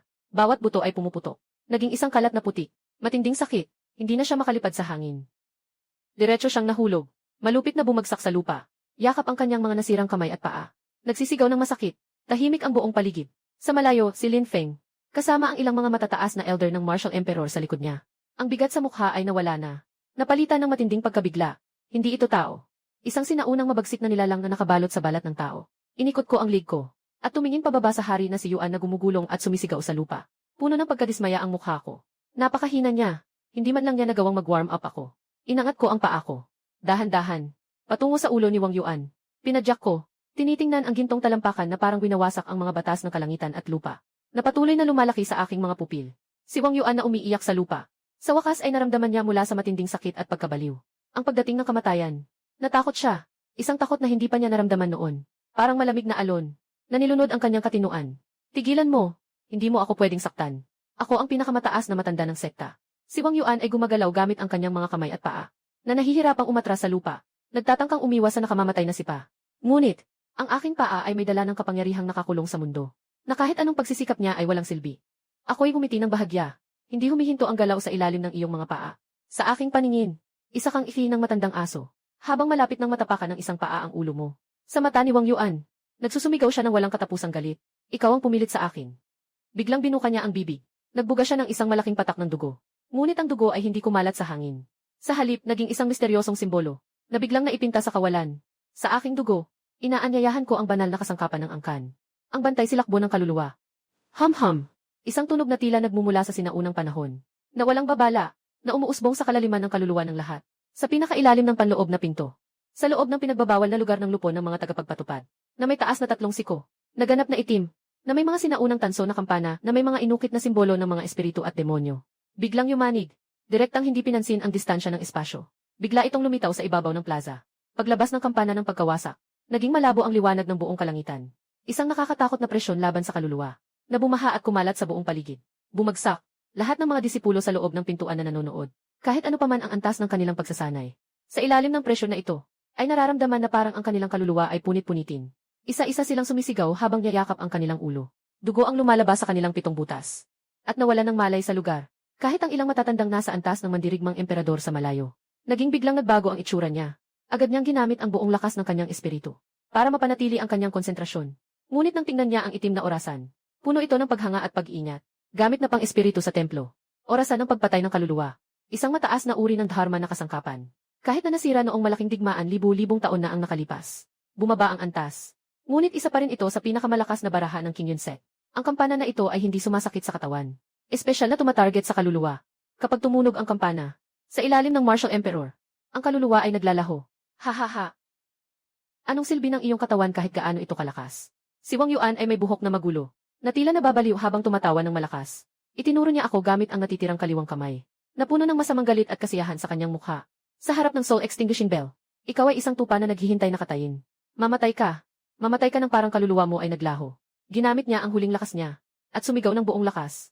Muling nag-alon ng malakas ang kampana ng pagkawasak ng kaluluwa. Isang itim na alon ng tunog na nakikita ng mata. Ay naging isang bilog ng kamatayan na alon. Patungo sa akin na malapit lang. Biglang nawasak. Ito ang tiyak na patama. Ito ay isang patama sa antas ng kaluluwa. Nakita ni Lin Feng mula sa malayo ang eksenang ito. Ang tensyong katawan niya ay unti-unting nawala. Nagpakita siya ng isang ngiting puno ng kasiyahan. Tapos na. Kahit gaano pa kagaling si Chuksuan. Walang makakapigil sa atake ng paghukom ng kaluluwa. Walang sinuman ang makakagawa nito. Sa sandaling ang itim na alon ng kamatayan ay malapit nang humaplo sa aking katawan. Sa aking isipan, umugong ang tunog. Na tila higit pang himig ng langit kaysa sa tunog ng paghukom ng kaluluwa. Nakaatake ka ng espiritu gamit ang mataas na uri ng daotool. Naganap ang bilyong beses na kritikal na tama laban sa kalikasan. Ding! Matagumpay ang pakikipagpalitan ng presyo. Binabati kita, nakuha mo ang pinakamataas na banal na bagay. Perlas na espada ng mga alamat. Mga piraso. Ding! Ang piraso ng espada ng pagpatay sa mga jablo ay otomatikong kinilala. Ang itim na alon ng tunog na kayang gumuho ng kaluluwa ng emperador ng mga sandata ay pumasok sa aking isipan. Ngunit tahimik na naglaho. Hindi nagdulot ng kahit anong alon. Sa kabaligtaran, Ako'y komportable at pumikit. Ang kaluluwa ay tila nakaranas ng isang spa na pagbibinyag. Ang isip ay hindi kailanman naging ganito kaliwanag. Dahan-dahan akong nag-abot ng aking kanang kamay. Sa aking palad, isang piraso na 3 pulgadang haba. Mukhang walang espesyal. Kahit na may bahid ng kalawang sa punit na dulo. Tahimik na lumitaw. Ito ang pira-piraso ng Jade Immortal Sword. Wala itong anumang nakabibighaning lakas. Wala itong anumang pambihirang liwanag. Tahimik lang itong nakahiga sa aking kamay. Parang isang karaniwang bakal. Ngunit nang lumitaw ito, ang nakabiting kampana ng pagwasak sa kalangitan. Ang tunog ng kampana na umuusbong sa buong mundo ay biglang huminto. Ang malaking at sinaunang kampana ay biglang nagsimulang maging labis na, hindi makontrol ang pagyanig. Ito ay natatakot. Isang mataas na kagamitan na may espiritu. Sa harap ng maliit na piraso ng basag na kawad. Ano nang nangyayari? Nakatigil ang malikot na tawa sa mukha ni Wang Yuan. Nakatigil. Nakatigil din ang kurba sa bibig ni Lin Feng. Nakatigil din. Lahat ay nakatitig na walang imik sa eksenang ito. Hindi maintindihan kung ano ang nangyari. Hinihila ko ang pira-pirasong sirang espada sa kamay ko. Pakiramdam ko ay magaan at komportable ang bigat nito. Tumingala ako. Tumingin sa tuluyang nanlilangwang Wang Yuan. Nagpakita ng isang maliwanag na ngiti. Magandang kampana. Ang tunog ay maganda. Pero, mukhang medyo maingay ito. Sa sandaling bumagsak ang salita, hindi ako gumawa ng anumang nakakagulat na galaw. Kahit na hindi ko man lang na-spin ang kahit anong enerhiya. Tumingin lang ako pataas. Itinaas ko ang palad ko na may mansang kalawang na piraso ng nasirang sibat. Diretsong tinutok sa nakabitin na kaluluwa patay na orasan. Maingat na pinukol. Parang nagwawala lang na tinatanggal ang isang nakakainis na alikabo. Sa madilim na espiritu ng espada, mula sa pira-pirasong espada, isang liwanag ang sumiklab. Ang liwanag ng espada na ito. Napakaliit, napakatangkay, walang kapansin-pansin. Wala itong kapangyarihan na gaya ng Zantian Bajayan Shu na kayang putulin ang mga batas. Wala rin itong anumang nakakatakot na kapangyarihan. Lumipad patungo sa malaking itim na kampana. Ngunit, sa lahat ng mga makapangyarihang mandirigma, kasama na si banal na anak Lin Feng, nang makita nila ang kulay abong talim ng espada, bawat isa sa kanila ay nakaramdam ng matinding takot, na nagmumula sa likas na instinct ng buhay, na nagpatigil sa kanilang mga puso sa pagtibok, parang ang enerhiya ng espada, hindi pa akyat sa kampana ng pagkawala ng kaluluwa, kundi ay paakyat sa kanilang sariling espiritu. Si Wang Yuan ay naglabas ng kanyang huling at pinakamasaklap na sigaw. Nais niyang tumakas, nais niyang magtago, pero ang kanyang katawan, ang kanyang kaluluwa, sa harap ng gray na espada, ay nalock ng Yudi, hindi makagalaw kahit isang daliri. Maaaring tanging tumitig lamang, maaaring tanging nakatitig lamang. Tumingin sa gray na espada. Natahimik na. Nasa loob ng katawan ng kampana ng pagkawasak. Walang tunog. May sumabog. Oras. Sa sandaling ito, parang pinalawig ng napakarami. Pagkalipas ng isang segundo, napakahinang tunog. Parang tunog ng nababasag na porselana. Nabasag ang katahimikan. Nakita ang dambuhalang kapangyarihan. Bilang banal na sandata ng sekta, ang kampanang pumatay ng kaluluwa. Ang itim na katawan ng kampana ay nagkaroon ng isang pinong bitak. Kasunod nito, ang bitak ay kumalat na parang sapot ng gagamba. Sa bilis na kitang-kita ng mata, na parang baliw na kumakalat. Sa isang kisap mata, ay napuno na ang buong orasan. Sa huli, isang malutong na tunog, ang bagay na ito na minana ng maraming taon, na kinatatakutan ng maraming malalakas na tao bilang isang banal na sandata. Mahusay na kasangkapan, sa harap ng libu-libong mga disipulo, parang isang basag na palayok, biglang sumabog, naging mga itim na piraso na nagkalat sa hangin, kasama ang espiritu ng kasangkapan. Sa ilalim ng kulay abo na espada, na nawasak sa ilalim ng kontrol, naglalaho ang usok at ulap, at ang kulay abo na espada ng enerhiya na pumatay sa Bell of Soul ay umikot sa hangin ng maliit na ikot. Hindi bumaba ang lakas nito. At agad nitong naabutan si Wang Yuan na takot na umatras sa lupa. Mula sa kanyang leeg, dumaan ito. Ha! Lahat ng kilos ni Wang Yuan, lahat ng ekspresyon, nasa sandaling ito, nakatigil magpakailanman. Ang kanyang ulo na magulo ang buhok, napuno ng dugo at alikabok. At ang kanyang katawan ay maayos na humiwalay, nahulog sa lupa. Sa puok ng hiwa, makintab na parang salamin. Walang kahit isang patak ng dugo na dumaloy. Dahil ang lahat ng kanyang buhay, kasama ang kanyang kaluluwa, sa sandaling tinamaan ng enerhiya ng espada, ganap na pinatay siya, lubos ng nawasak, isang malakas na mandirigmang Haring Marshal, pinuno ng tagapagtanggol ng batas sa banal na pagsasagawa ng King Yunse. Ganito lang, namatay at nawala ang daan, namatay ng husto, dahan-dahan kong ibinalik ang kamay ko. Yung piraso ng Jade Immortal Sword ay nagsimulang maglaho din, parang hindi kailanman nagkaroon. Ang buong mundo, napakatahimik na nakakatakot, maaaring marinig ang pagbagsak ng karayom, lahat ng gising pa ay parang mga manika na nawala ang kaluluwa, na nakatitig sa eksenang ito. Ang isip ay walang laman, hindi na nila kayang mag-isip, at hindi na nila maintindihan ang lahat ng nangyari ngayon. Lampas na ito sa lahat ng kanilang alam. Hindi ko pinansin ang reaksyon ng mga tao. Dahan-dahan akong naglakad. Huminto ako sa harap ng bangkay na walang malay. Lumuhod ako. Hawak ang magulong puting buhok ni Wang Yuan. Inaangat ang kanyang ulo. Nang ganun lang kasimple, na itinaas. Tapos, umiikot ako. Hindi pinansin ang mga bangkay na nakahiga ng kalat-kalat sa lupa at ang mga nahimatay na disipulo. At hindi rin ang ilang mga taong maputla ang mukha sa malayo. Ang matigas na katawan ni Elder Wu Huang. Ang aking paningin ay dumaan sa lahat, at sa huli ay nakatuon sa taong mula simula hanggang dulo, na laging nakatayo sa direksyon ng Holy Child Peak, sa silong na hindi kailanman gumalaw. Si Lin Feng. Ako ay may bitbit na ulo ni Wang Yuan. Isang hakbang, patungo sa direksyon ni Lin Feng. Dahan-dahang naglalakad. Hindi mabilis ang aking mga hakbang. Sa bawat hakbang na bumabagsak, parang nakatapak sa tibok ng puso ng lahat. Mabigat at nakakapresko. Nakarating ako sa dulo ng plaza. Nakatayo sa hagdang patungo sa bundok ng banal na anak. Hawak ko ang ulo na may dugong patuloy na tumutulo, na walang pakundangan. Itinapon pataas. Ang ulo ni Wang Yuan ay gumuhit ng parabolik na linya sa hangin. Sa huli, may tunog na, pats. Eksaktong tumama 3 talampakan sa harap ng paa ni Lin Feng. Rumulog ng paunti-unti. Hanggang sa huminto, ang mga matang hindi makapikit, ay nakaharap mismo kay Lin Feng. Tumingala ako. Walang anumang ekspresyon sa aking mukha. Lin Feng, ang boses ko, ay may dalang di matatawarang paghusga. Patay na. Ngayon, hindi pa ba lalabas?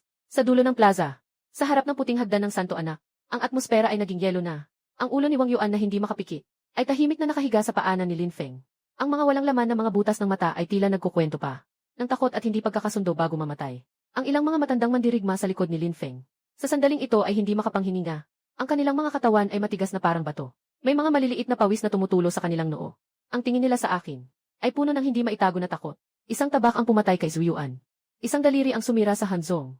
Ang lalaking ito ay lubos ng lampas sa kanilang kayang unawain. Ang mukha ni Lin Feng ay tuluyang namutla. Tumingala siya pababa sa ulo sa kanyang mga paa. Pagkatapos ay muling tumingin pataas. Tumingin sa lalaking may hawak na ulo sa ibaba ng hagdan.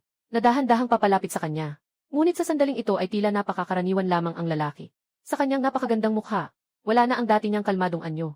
Pinalitan ito ng, ito ay isang madilim na anyo na pinabagsak ng mga lamok. Chuxuan. Nagsalita si Lin Feng. Bumalik si Lin Feng. Hindi malakas ang boses. Ngunit may dala itong isang mataas na pagtingin. Talagang nagulat ako sa iyo. Isa ka lamang asong ligaw na nakaligtas mula sa putik sa pamamagitan ng swerte. Hindi ko inasahan na ikaw ay nagkaroon pa ng ilang pangil na kayang kumagat. Sa kanyang mga salita, walang galit, tanging isang paghusga ng nakatataas sa isang hindi kontroladong kasangkapan. Puno ng kawalang malasakit at pang-aalipusta. Huminto ako, at basta na lang itinapon ang ulo ni Wang Yuan sa aking kamay. Parang nagtatapon ng basura. Pumalakpak ako. At ngumiti rin. Lin Feng, ang dami mo pa rin kalokohan. Mukhang nung hinuhukay ang buto ko noon. Hindi mo na rin naputol ang dila mo. Talagang pagkakamali iyon. Nang sabihin iyon, isang matanda sa likod ni Lin Feng ay hindi na nakatiis. At mariing nagsaway. Walang galang. Nausap mo ng ganito ang banal na anak. Hindi ko man lang siya tiningnan. Isang daliri lang ang itinuro ko. At bahagyang iniling ko iyon sa matanda. Susunod, yung matandang iyon ay natakot sa isang simpleng salita ko, na nagdulot sa kanya ng panginginig. Ang mga susunod na salita ay naipit sa kanyang lalamunan. Hindi na siya makapagsalita. Ang mga mata ni Lin Feng ay bahagyang nakapikit. Ang bituin ng banal sa likod niya. Sa sandaling ito, parang naramdaman ko ang emosyon ng may-ari. Biglang nagiit at malakas na kumakaba. Rumble. Sa tuktok ng banal na bundok, yung bundok na palaging nakapalibot sa ulap. Ang marangyang dambana ng banal na anak, sa isang napakalakas na ingay na parabang bumagyo. Biglang sumabog. Walang katapus-tapusing gintong liwanag ng Diyos. Mula sa sumabog na dambana, umaakyat sa langit. Pinaputi nito ang buong kalangitan sa isang makislap na gintong kulay. Isang di matatawarang karangalan. Isang mapanupil na aura. Nakatuon sa Sanrupi, nang walang sawang kumakalat sa lahat ng direksyon. Sa harap ng presensya na ito, ang kapangyarihan ng emperador ng digma ay tila pagkakaiba ng alitaptap at ng buwan. Lahat ng natitirang disipulo sa plaza. Sa ilalim ng banal na kapangyarihang ito, maging ang mawala ng malay ay hindi magawa. Diretsong piniga ang katawan hanggang sa pumuto. Naging isang patak ng dugo. Yun ang ilang mga matandang mandirigmang hari. Siya rin si Kikihi ay umungol. Dugo ang tumulo sa kanyang labi. Nanginginig ang mga hakbang. Halos bumagsak sa lugar. Sa gitna ng kumakalat na gintong liwanag, ang katawan ni Lin Feng ay dahan-dahang, hindi makontrol, naglalakbay. Ang kanyang damit ay kusang lumilipad. Ang itim na buhok ay sumasayaw. Sa kanyang dibdib, isang nakakasilaw na pinagmumulan ng liwanag, ay masiglang pumipintig, parang isang gintong araw. Sublimeng buto. Iyan ay dapat na sa akin, ang sublimeng buto. Sa sandaling ito ay nasa loob ni Lin Feng, na naipagana sa sukdulan. Chuxuan, nakita mo ba? Si Lin Feng ay nakasuspinde sa hangin. Naliligo sa liwanag ng ginto. Buksan ang mga braso. Nangiti ang mukha niya na puno ng pagkahumaling at kasigasigan.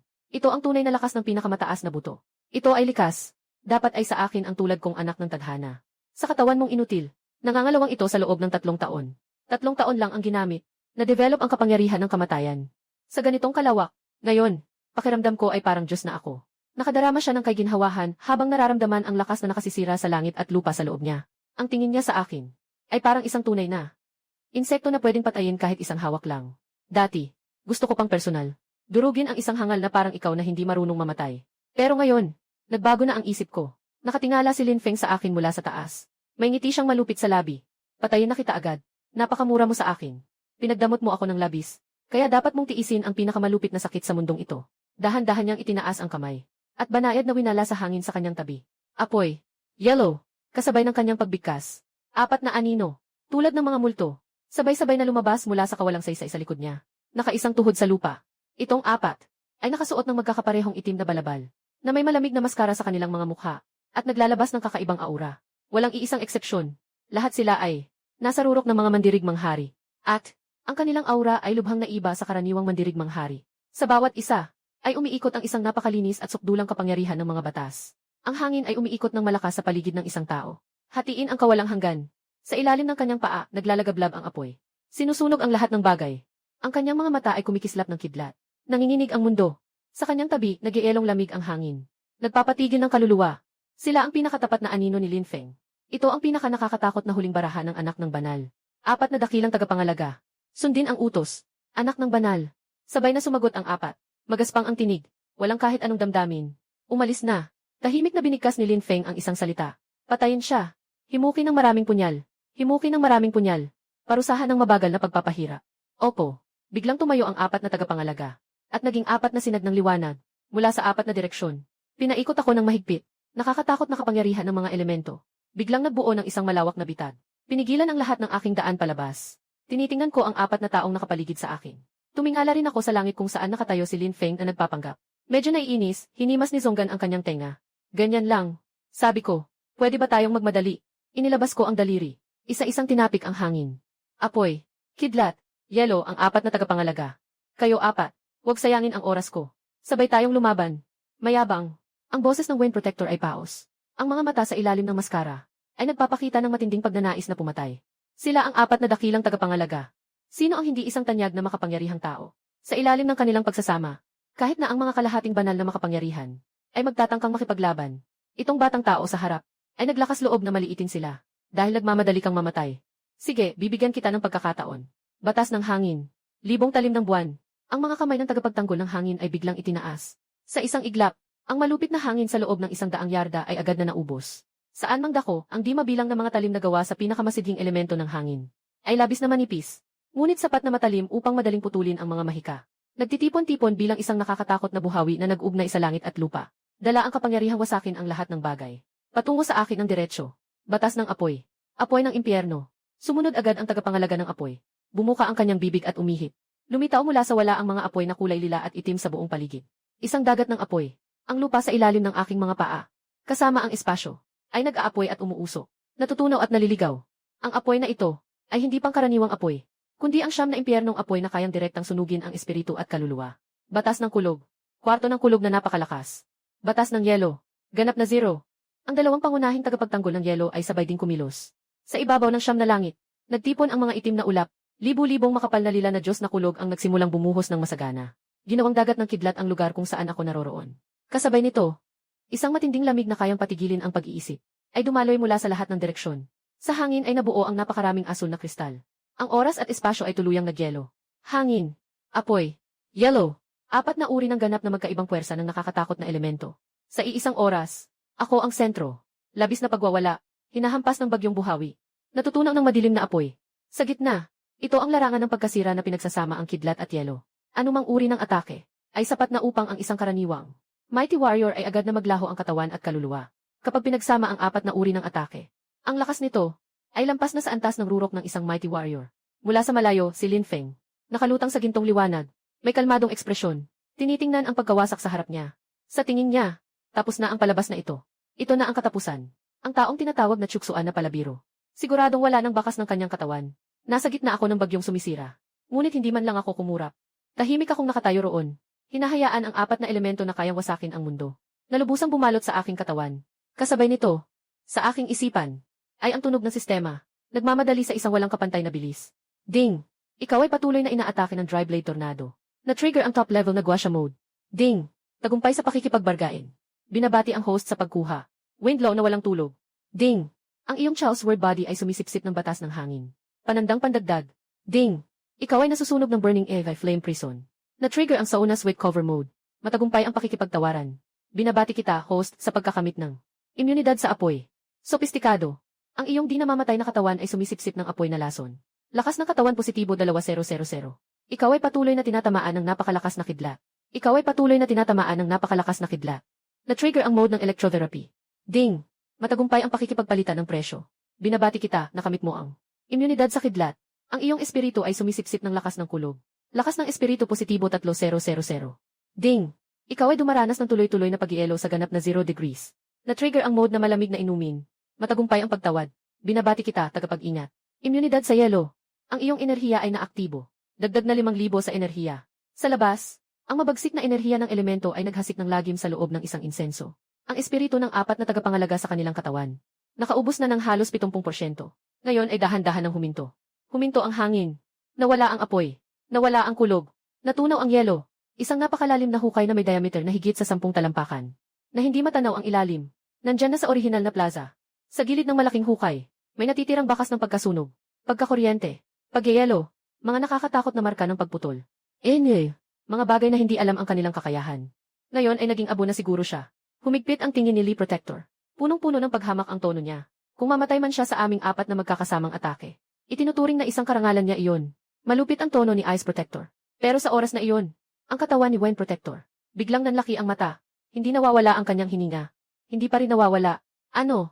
Ang natitirang 3 ay nagsasalita. Nagbago ang kanilang ekspresyon. Pinasok ni Damang ang kanyang espiritu sa enerhiya ng sulat. Sa gitna pa rin ng malaki at hindi pa rin tuluyang humupa na hukay.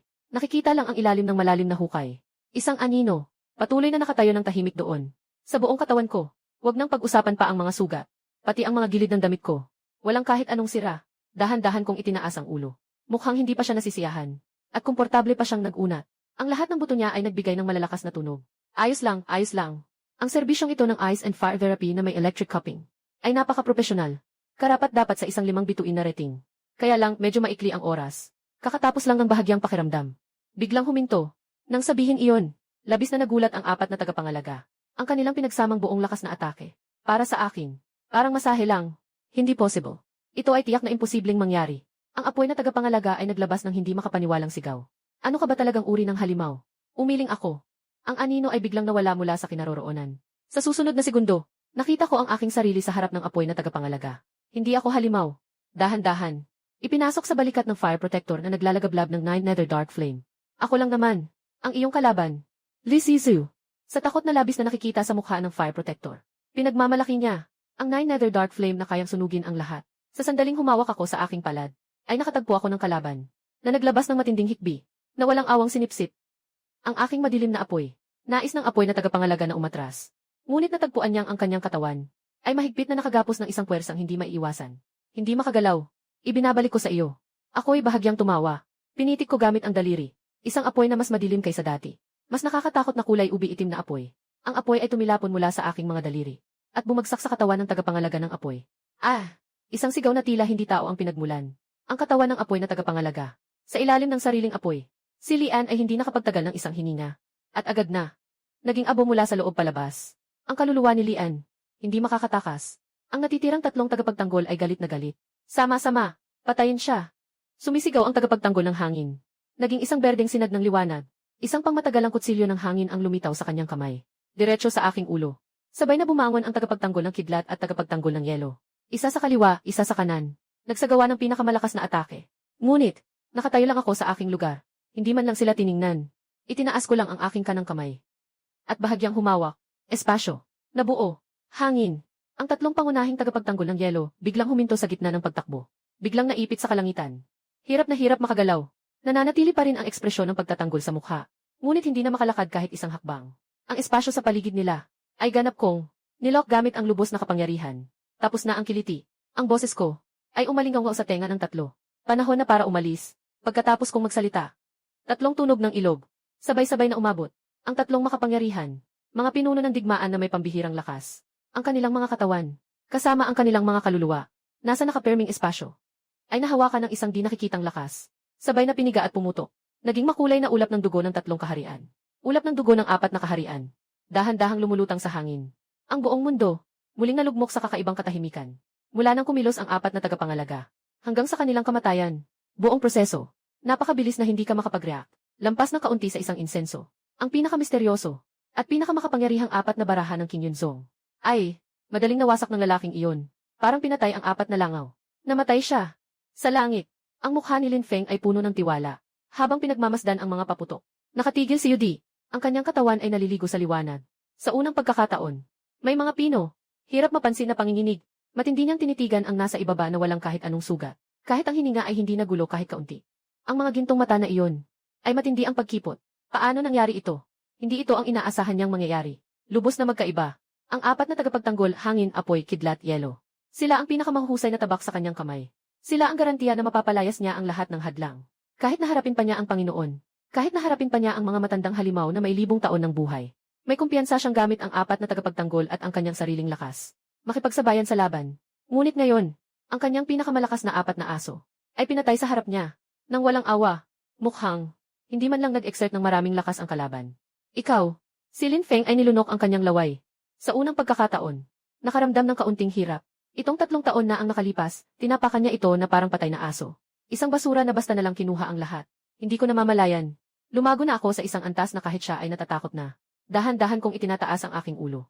Ang aking paningin ay tumago sa nagkalat na ulap ng dugo. At nakatagpo ng tingin ni Lin Feng sa hangin. Muling banggaan. May sinasabi ang aking katawan. Ngunit tahimik lang akong nakatingin sa kanya. Ngunit habang mas tahimik, mas lalo akong nakakaramdam ng kabalisa at pagkabahala mula sa loob. Mukhang, maliit na ang tingin ko sa iyo. Huminga ng malalim si Lin Feng. Piliting pigilin ang kanyang nararamdaman. Ang nakasimangot niyang ekspresyon sa mukha. Muling bumalik ang malamig na pagiging walang emosyon. Pero, dito na tayo magtatapos. Tapos na ang warm-up. Susunod, papalitan kita ng isang aral. Ng kapangyarihan ng Diyos, ang supreme bond sa dibdib ni Lin Feng, ay sumabog ng liwanag na daan-daang beses na mas maliwanag kaysa dati. Mga mahiwagang linya, na parang naglalaman ng gintong mga simbolo ng katotohanan ng langit at lupa, ay lumitaw sa kanyang balat, at umiikot sa kanyang katawan. Dahan-dahang umiikot. Sa likod niya, sa gitna ng walang hanggang gintong liwanag, isang nilalang na umaabot ng 100 talampakan. Malabo ang mukha, ngunit nakasuot ng korona ng emperador. Nakasuot ng panlangit na baluti, hawak ang araw at buwan. Ang nakamamanghang anino ng Diyos na nakatapak sa kalawakan. Dahan-dahang nabubuo at nagiging anyo. Ang Diyos na hari ay bumaba sa langit. Ito ang dala ng pinakamataas na buto. Isa sa mga pinakamatinding tanda. Sa sandaling lumitaw ang anino ng Diyos na hari, ang kanyang presensya ay lampas sa karaniwan. Isang nakakatakot na kapangyarihan na nakahihigit sa lahat.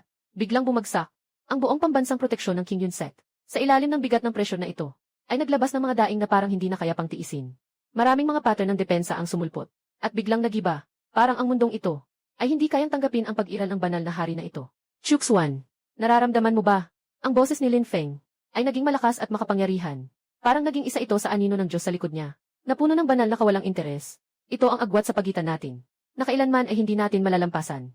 Kahit gaano ka pa kahusay sa mga pagkakataon. At gaano ka pa kamapili. Sa harap ko, ang tunay na anak ng tadhana. Sa huli, isa ka lamang biro. Ipinakita niya ang kanyang kamay. Ang anyo ng Diyos na hari, ay sabay na gumawa ng parehong galaw. Isang higanting kamay na binuo mula sa purong gintong liwanag ng Diyos. Tinatakpan ang langit at lupa. Kasama ang kapangyarihang durugin ang lahat ng batas. Na muling buin ang kalawakan. Unti-unting bumaba sa akin. Itong buto, ipinanganak ito para sa akin. Ang boses ni Lin Feng, umaalinggaw sa kalawakan. Puno ng hindi mapapasubali ang kapangyarihan at pahayag. Ang kanyang liwanag, ay aking ipapakita. Ang kanyang pangalan, ay aking ipapakalat. Ang kanyang dating may-ari, ay maaaring maging hakbang ko patungo sa ruro. Maaari na ring ituring na ikaw ay isang walang silbi.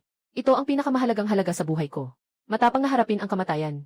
Sa harap nitong napakalaking pangyayari, parang isang hukom na hatol ng Diyos. Sa aking mukha na walang emosyon, biglang may bahagyang pagbabago. Wala akong galit, at wala rin akong takot. Tumingala lang ako. Tumingin sa kanya na naliligo sa gintong liwanag. Ang walang kapantay na si Lin Feng. Tumingin sa likod niya sa aninong Diyos na hari. Nanilikha mula sa sariling mga buto niya. Muran, nang seryosong, nagtanong ng isang tanong. Ang mga buto ko, ginagamit mo ba? Nang maayos, pagkatapos ng sinabi ko, sa loob ng katawan ko, ay mas matanda kaysa kay Lin Feng. Mas magulo, at mas makapangyarihang aura. Dahan-dahang nagising si Xiao. Ang tanong ko, parang magaan. Ngunit parang isang langit na malaking kalat na mabigat na martilyo. Ngunit parang isang walang anyong mabigat na martilyo ng kalat. Matinding bumagsak sa espiritu ni Lin Feng. At saka siya sumigaw ng pabor. Gagawin mo rin ba yun ng pabor? Ang tanong na ito, hindi rin isang galit na pagtatanong. Ito ay isang purong pagmamalasakit mula sa mas mataas na antas ng buhay. Sa mababang uri ng peking produkto, na may pag-uusisa, para magpakamatay. Lubos na naiinis si Lin Feng sa tanong na iyon. Nararamdaman niyang ang kanyang pinakamahalagang panga ay nalapastangan. Ang butong ito, ay simbolo ng kanyang tadhana. Ito ang kanyang kapital sa pagmamasid sa sangkatauhan. Paano papayagan ng isang basura na kanyang pinapabayaan na makialam? Malapit na ang kamatayan. At matigas pa rin ang kanyang dila. Ngayon, ipapakita ko sa iyo ng personal. Ang agwat sa pagitan mo at ako ay parang langit at lupa. Hindi na nagsalita si Lin Feng. Ang anino ng Diyos sa likod niya ay nagbuga ng dalawang gintong liwanag na kayang tumago sa langit at lupa. Ang gintong malaking kamay na sumasaklaw sa araw at langit ay may dalang kataas-taasang kapangyarihan ng paghukom sa lahat ng bagay. Biglang bumagsak. Ang espasyo ay unti-unting nagkakahiwa-hiwalay. Ang mga batas ay nagkakabasag-basag sa daing. Sa ilalim ng palad na ito, ang buong pintuan ng King Yun Sect ay nagsimulang mag-shake ng malakas.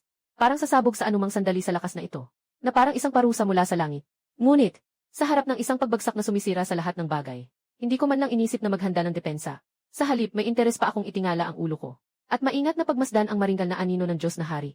Parang sinusuri ang isang pangkaraniwang gawa ng sining. Ganun ba? Ito lang ba ang kaya nilang gayahin na ganito kalakas na ilusyon? Kusot, daan na nakapaloob. Lahat ay may anyong walang laman. Sa loob ay isang kalabuan. Tunay nga. Sayang naman. Nilingon ko ang ulo ko. Parang may konting panghihinayang. Susunod na sandali, ang gintong higanting kamay na kayang durugin ang mga bundok at ilog ay talagang nakapres sa aking ulo. Isang nakakatakot na tunog na hindi maipaliwanag. Yumayanig sa buong mundo na parabang nawala ng boses. Liwanag ng ginto. Walang hanggan at walang katapusang liwanag ng Diyos na ginto. Ako ang sentro. Nabuo ang isang araw na matindi ang sikat. Lahat ng nasa paligid na ilang milya ay niyayakap at nilulupig. Si Lin Feng ay nakalutang sa hangin. May nakitang malupit at nakangiti sa kanyang mukha. Tapos na. Kahit ano pa ang iyong mga kakaibang karanasan. Kahit ano pa ang iyong lihim. Sa harap ng ganap na kapangyarihan ng pinakamataas na buto, lahat ay magiging abo.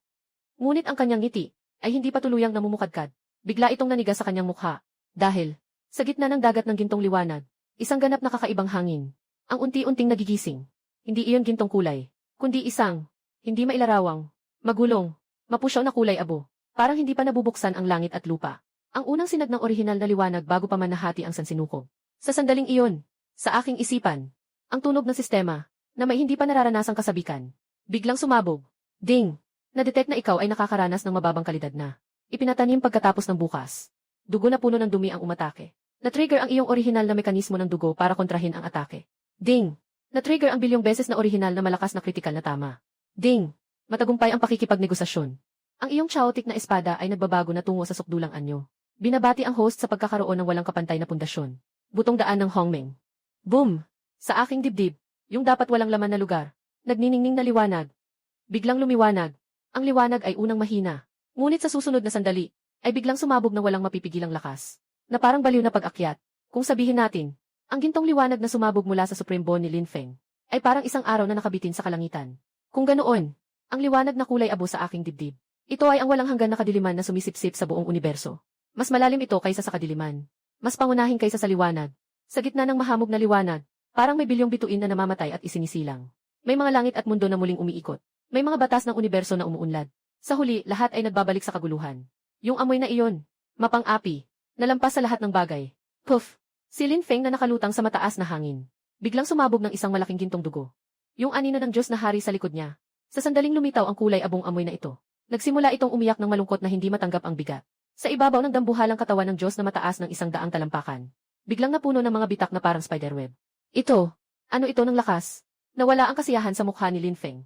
Pinalitan ito ng matinding takot at hindi makapaniwala. Nararamdaman niya, ang sariling supremo na buto sa katawan. Ay nanginginig. Hindi iyon panginginig. Ito ay nagmumula sa pinakamalalim na bahagi ng dugo. Na paggalang at pagsunod. Parang si Guangpin, na nakakita ng tunay na obra. Parang alipin. Nakita ko ang emperador. Hindi. Impossible. Ang aking pinakamataas na buto ay walang katulad. Ito ang pinakamalakas na ugat sa langit at lupa. Lumingon si Lin Feng sa galit na sigaw. Ginagamit ang lahat ng kanyang lakas. Nais niyang supilin ang kulay abong ningning. Lahat ay walang saysay. Tumingin lamang ako sa ibaba. Dahan-dahan kong itinaas ang isang daliri. Sa dulo ng aking daliri, may umiikot na isang maulap na uso, na parang naglalaman ng lahat ng lihim ng simula ng mundo. Pagkatapos, itinutok ko ito sa aninong Diyos na malapit ng bumagsak sa langit. Dahan-dahan lang. Ang salita ay nagiging batas. Ang makapangyarihang anyo na ito ay isang ilusyon ng Diyos na nabuo mula sa natatanging buto ng kataas-taasang nilalang. Kasama ng gintong higanting kamay na sumasaklaw sa langit at lupa. Sa ilalim ng takot na tingin ni Lin Feng. Bang! Naging mga lumilipad na gintong liwanag sa buong kalangitan. Nawawala ang usok at ulap. Ang bakas ng Diyos na hari ay nabasag. Sa buong langit ay gintong liwanag. Parang pagbawi ng alon. Mabilis na naglalaho. Ang pumalit dito ay isang malabong, madilim na liwanag ng kalituhan. Sa aking sentro, nabalot ang buong langit at lupa. Sa gitna ng liwanag na ito, parang ako ang nag-iisang tunay na Diyos na may hawak ng paglikha at pagkawasa. Muling umubo ng malaking dugo si Lin Feng. Ang katawan niya ay parang saranggola na naputol ang tali, na walang lakas na bumagsak mula sa kalangitan. Malakas na bumagsak sa Wasak na plaza na puno ng sugat dahil sa enerhiyang sumira sa buong lalawigan. Ang banal na liwanag sa kanyang katawan ay ganap ng naglaho. Ang mataas na presensya ng kabanalan ay nawala ng walang bakas. Ang pumalit dito ay ang pagduduwal at kahinaan mula sa pagsalungat ng dugo. Ang kanyang puso ng daan ay sa sandaling ang ilusyon ng Diyos na hari ay nabasag sa isang daliri. Nawasak din ang aking pinakamataas na buto, ang aking Diyos na pangitain. Si Lin Feng ay nakahiga sa lupa, na may buhok na magulo, na tila nawawala sa sarili at bumubulong.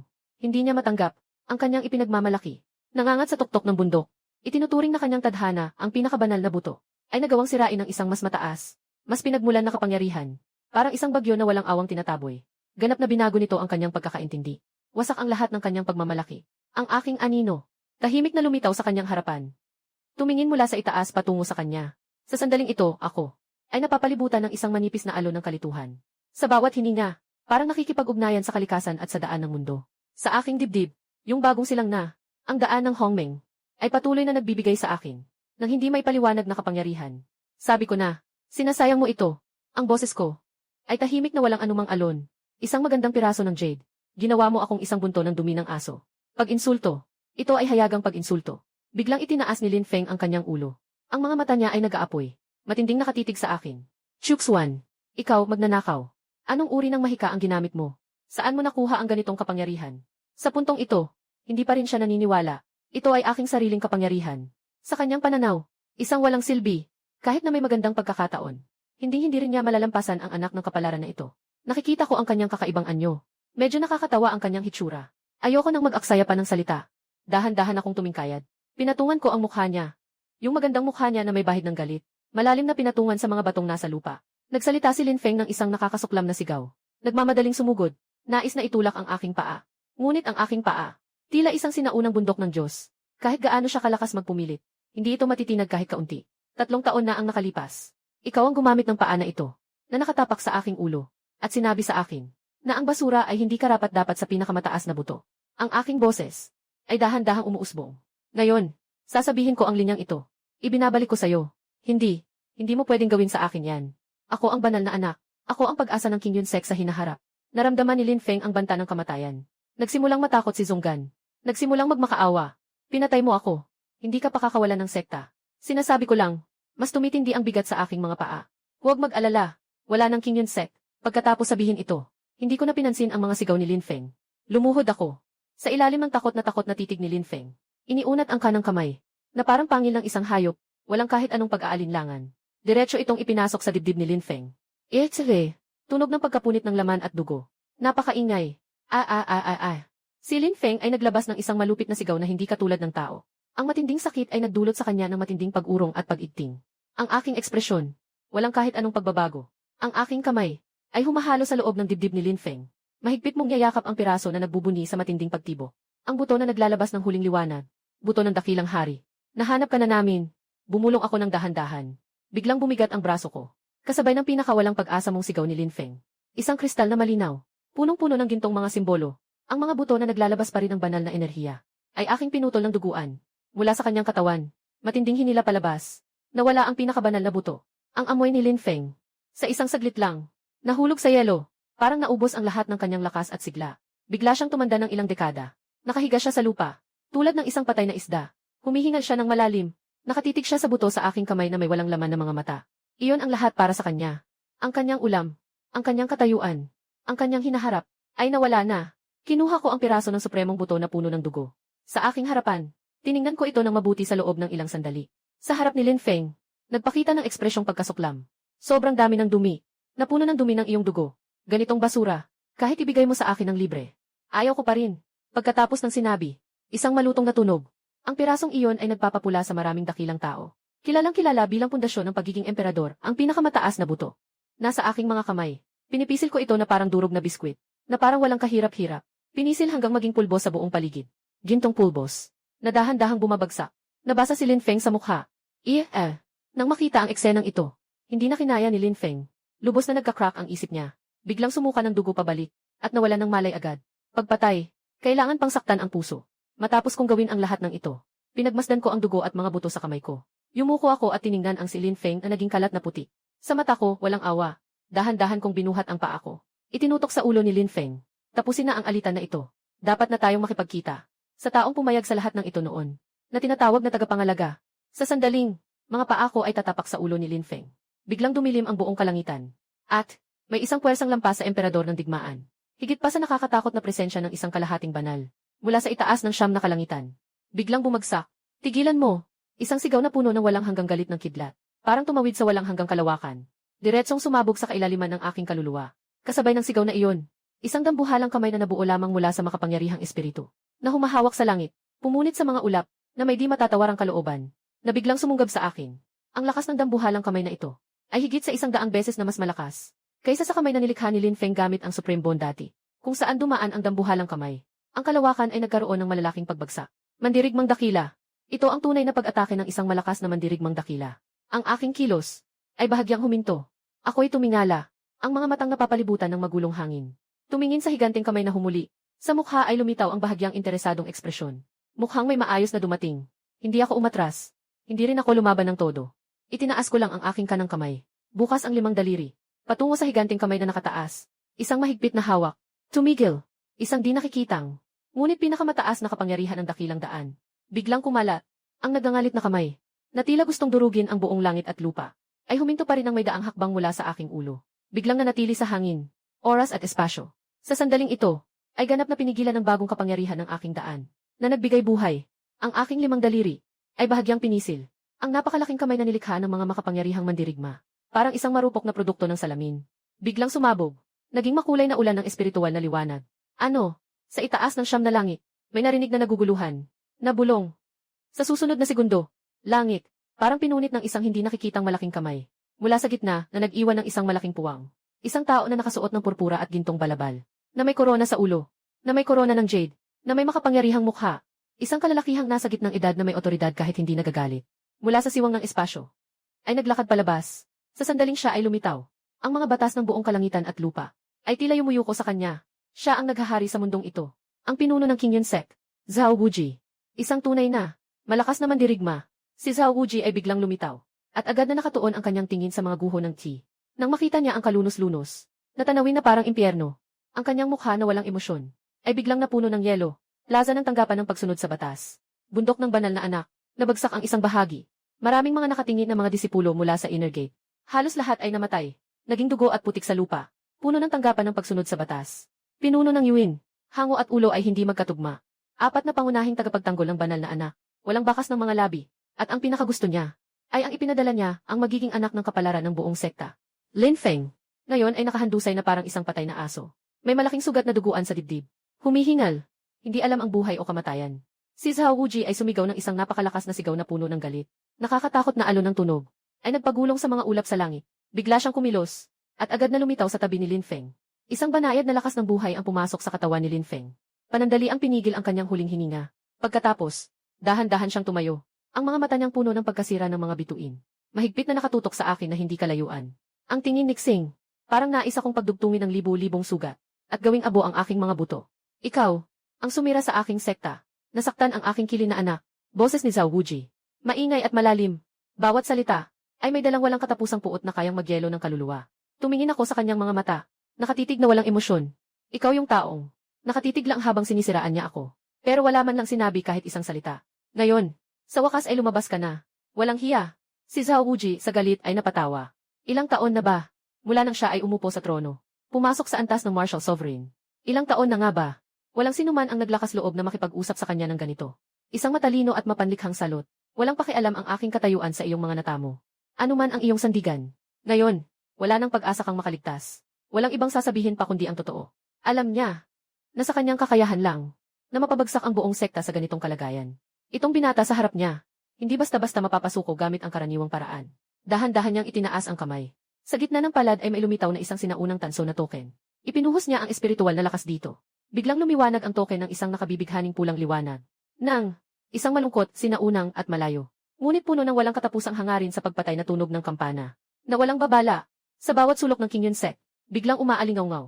Ang kampanang ito ay kakaiba. Kakaiba ito sa nakaraang kampana ng kamatayan. Hindi ito nakakasira ng espiritu. Ngunit nakagigising ito ng pinakalalim na diwa ng laban at puot sa dugo. Kasabay ng tunog ng kampana. Sa kailaliman ng King Yun Sek, mga pintuan ng kuweba na matagal nang nakasarado. Biglang bumukas. Isang-isa, may mga matanda. May mga makapangyarihan. At may mga misteryosong aura na nagising mula sa pagkakatulog. Sa bawal na lugar ng likurang bundok, isang matandang nakasara ang mata sa malalim na meditasyon. Biglang napadilat ang kanyang mga mata. Daantang, kitang, zentang. Lahat ng mga disipulo, lahat ng mga tagapangasiwa, lahat ng mga matanda. Sa sandaling narinig nila ang kampanang ito, iniwan nila ang lahat ng kanilang hawak. Nagiging mga sinag ng ilaw na umaakyat sa langit. Ang kampana ng babala sa pagkalipol ng mga immortal. Ang kampanang ito ay maaari lamang tunogin kapag ang sekta ay nasa bingit ng pagkawasak at nanganganib itong tuluyang mawala. Doon lamang ito maaaring tunogin. Kapag tumunog ang kampana, kahit ano pa man ang iyong ginagawa, kahit saan ka man naroroon, dapat mong iwanan ang lahat at sa pinakamabilis na paraan, dumiretso sa plaza ng samahan. Sundin ang utos ng pinuno, patayin ang mga kaaway na sumalakay. Hanggang sa huling hininga, sa loob lamang ng ilang hininga, libo-libong mga anino, siksik, parang mga tipaklong na dumaraan, mula sa 4 na sulok, nagtipon-tipon, pinapalibutan ang buong guho ng hukuman, na halos walang makapasok. Haring bato, may ilan pang mga matataas ang antas na kalahating santo na matatag at malalim ang aura. Buong templo ng King Yun. Sa itaas, sa ibaba, 60 taon ng kasaysayan. Sa sandaling ito, lahat ay nagsalubong. Zhao Wuji niyayakap si Lin Feng na halos wala ng buhay. Nakatigil sa kalawakan. Sa likuran ay isang madilim na hukbo ng mga tagasunod. Hinawakan niya ang kamay. Itinuturo ang nag-iisang silhouette ni Xing Dao sa ibaba. Ang kanyang boses ay parang walang hanggang yelong niebe. Nangungusap sa buong kalikasan. Lahat ng nasa King Yun sect, makinig sa aking utos. Patayin ang halimaw na ito. Patayin ang halimaw na ito. Hindi titigil hanggat hindi patay. Patayin ang halimaw na ito. Patayin ang halimaw na ito. Hindi titigil hanggat hindi patay. Tinig ni Zhao Wuji. Dala ang pinakamataas na kalooban ng mandirigmang dakila. Sa pagitan ng langit at lupa, umuukit ang alon ng tunog. Bawat salita ay naging isang tatak ng digmaan na malalim na inukit sa puso ng bawat miyembro ng King Yun sect na naroroon. Patayin! Ang sabayang sigaw ng 10,000 tao ay nagtipon ng lakas na kayang yumanig. Ang nakakatakot na alon ng pagnanais na pumatay mula sa kalangitan. Ang alon na ito ay umaangat ng mataas na nagpapapula sa mga ulap sa abot tanaw. Ang madilim na tao ay dumadagsa mula sa lahat ng direksyon at pinalilibutan ako sa gitna. Sa bawat mukha ay nakasulat ang matinding katapatan at marahas na intensyon na pumatay. Sa kanilang mga mata, hindi na ako isang tao, kundi isang demonyo na nilapastangan ang dangal ng sekta. Nakailangang durugin hanggang sa maging alikabo. Ilang matagal nang may malakas na aura. Nakalahating banal na matatandang ninuno na may mga matang kumikislap ng karanasan. Ang lumabas sa gitna ng karamihan at tumayo sa likod ni Zhao Wuji. Sila ang tunay na yaman ng King Yunzong na natulog ng daan-daang taon. Mga buhay na fossil na hindi lalabas hanggat hindi nagbabanta ang sekta. Sa sandaling ito, ang kanilang mga mukha ay puno ng hindi maalis-alis na lungkot. Punong sekta.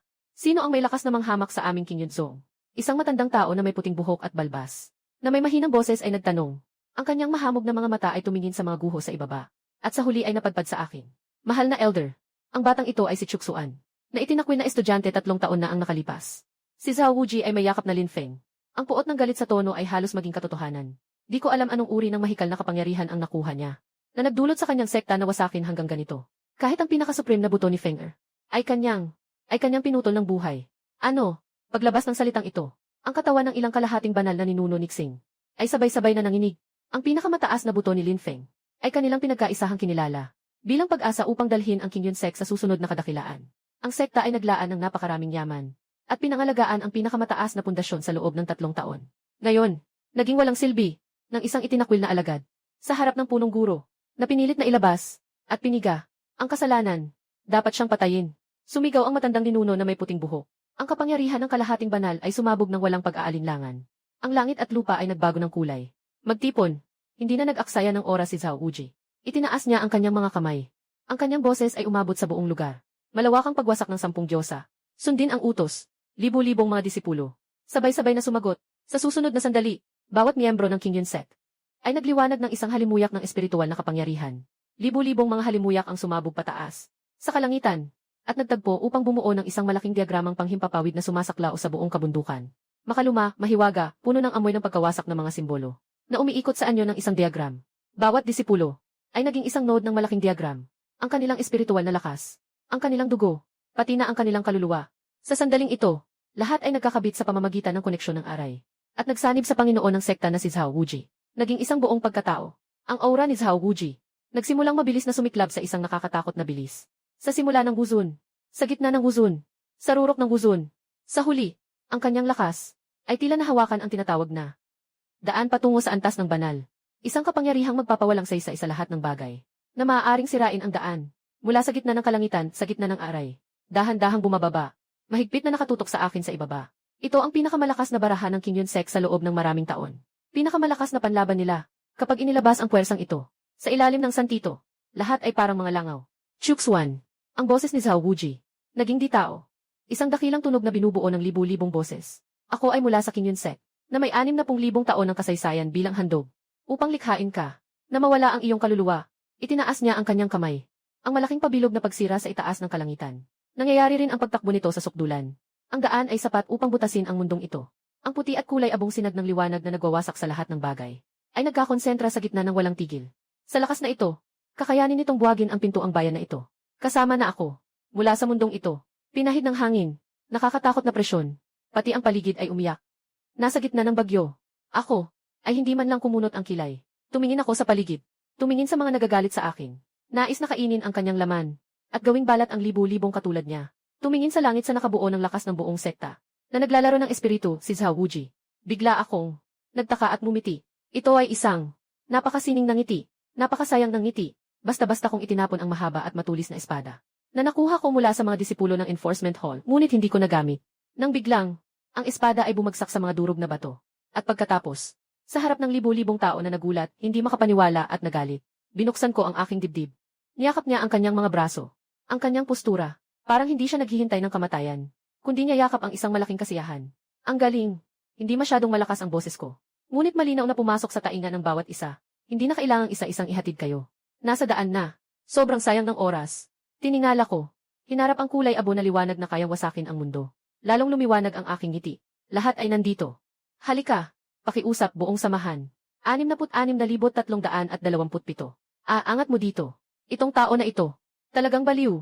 Nang ang aking simpleng pahayag, ngunit labis na mayabang ay umabot sa lahat. Ang unang reaksyon ng lahat ay hindi galit, kundi ito ay kabaliwan. Isang sukdulang kabaliwan na hindi maintindihan ng tao ang galaw ng mga Diyos. Sa kabila nito, sa harap ng isang dambuhalang hukbong naglalaman ng mga santo na maaaring magpawala sa kanila, hindi ako magtatanggol. Hindi ako tatakbo. Sa halip, inilalantad ko ang dibdib ko. Nang kusa kong hilingin na putulin. Anong klaseng operasyon to? Sawa na sa buhay. Gusto mo bang subukan ang isang bagong paraan ng kamatayan? Tinutokso nila tayo. Matapos ang maikling katahimikan, biglang sumabog ang mas matinding galit mula sa mga tao. Patayin mo siya. Gamitin ang pinakamalakas na atake. Gawin siyang pulbos.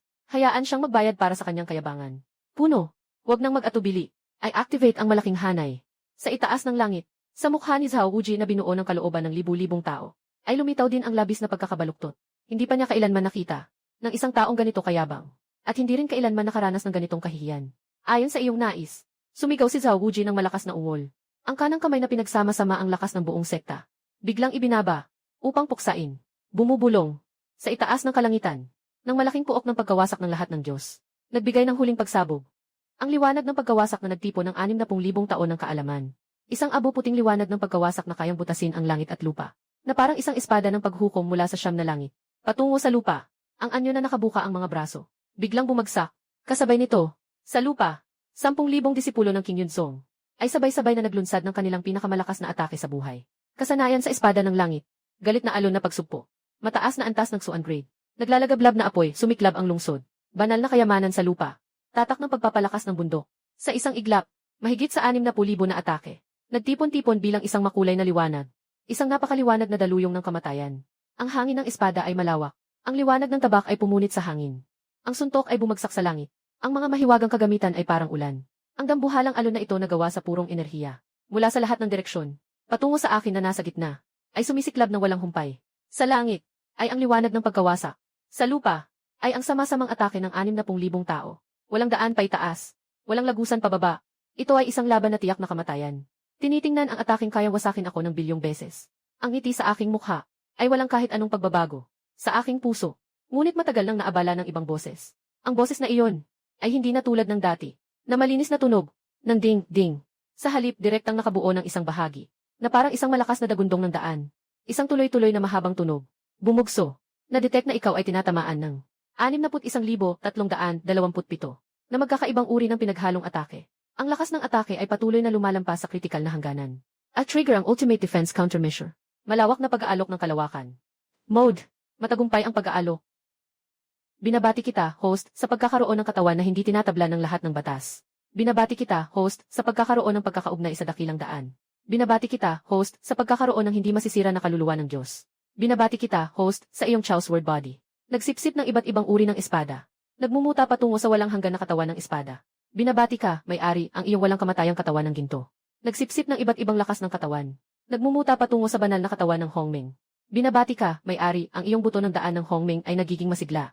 Nagsusuri ng libu-libong batas. Pumuno sa daan ng langit at lupa. Bumomba. Sa labas, ang nagwawasak na laban na magpapabagsak sa langit at lupa. Sa kabila nito, ang maliit kong katawan ay tinanggap at nilamon ng kulay abong liwanag ng kamatayan, kasabay ng makukulay na daloy ng enerhiya. Nagbanggaan ng sabay, walang malakas na pagsabog. Mayroon lamang isang sukdulang na nilulon ang lahat ng tunog at liwanag. Puti, sukdulang kapangyarihan ng pagkawasak na nagpapalabo sa konsepto ng oras at espasyo. Lahat ay kusang nagtaas ng kanilang mga mata. Habang iniisip nila, ang mayabang na taong iyon. Sa sandaling ito ay tiyak na wala ng kahit pinakamaliit na particle na natitira. Si Zhao Wuji ay humihingal at naputol ang koneksyon sa malaking depensa. Kasabay nito, ay kinokontrol niya ang lakas ng 60,000 tao. Para sa kanya, isang napakalaking pasanin rin ito. Ngunit sa kanyang mukha, ay lumitaw ang kasiyahang parang nabawi ang malaking utang na loob.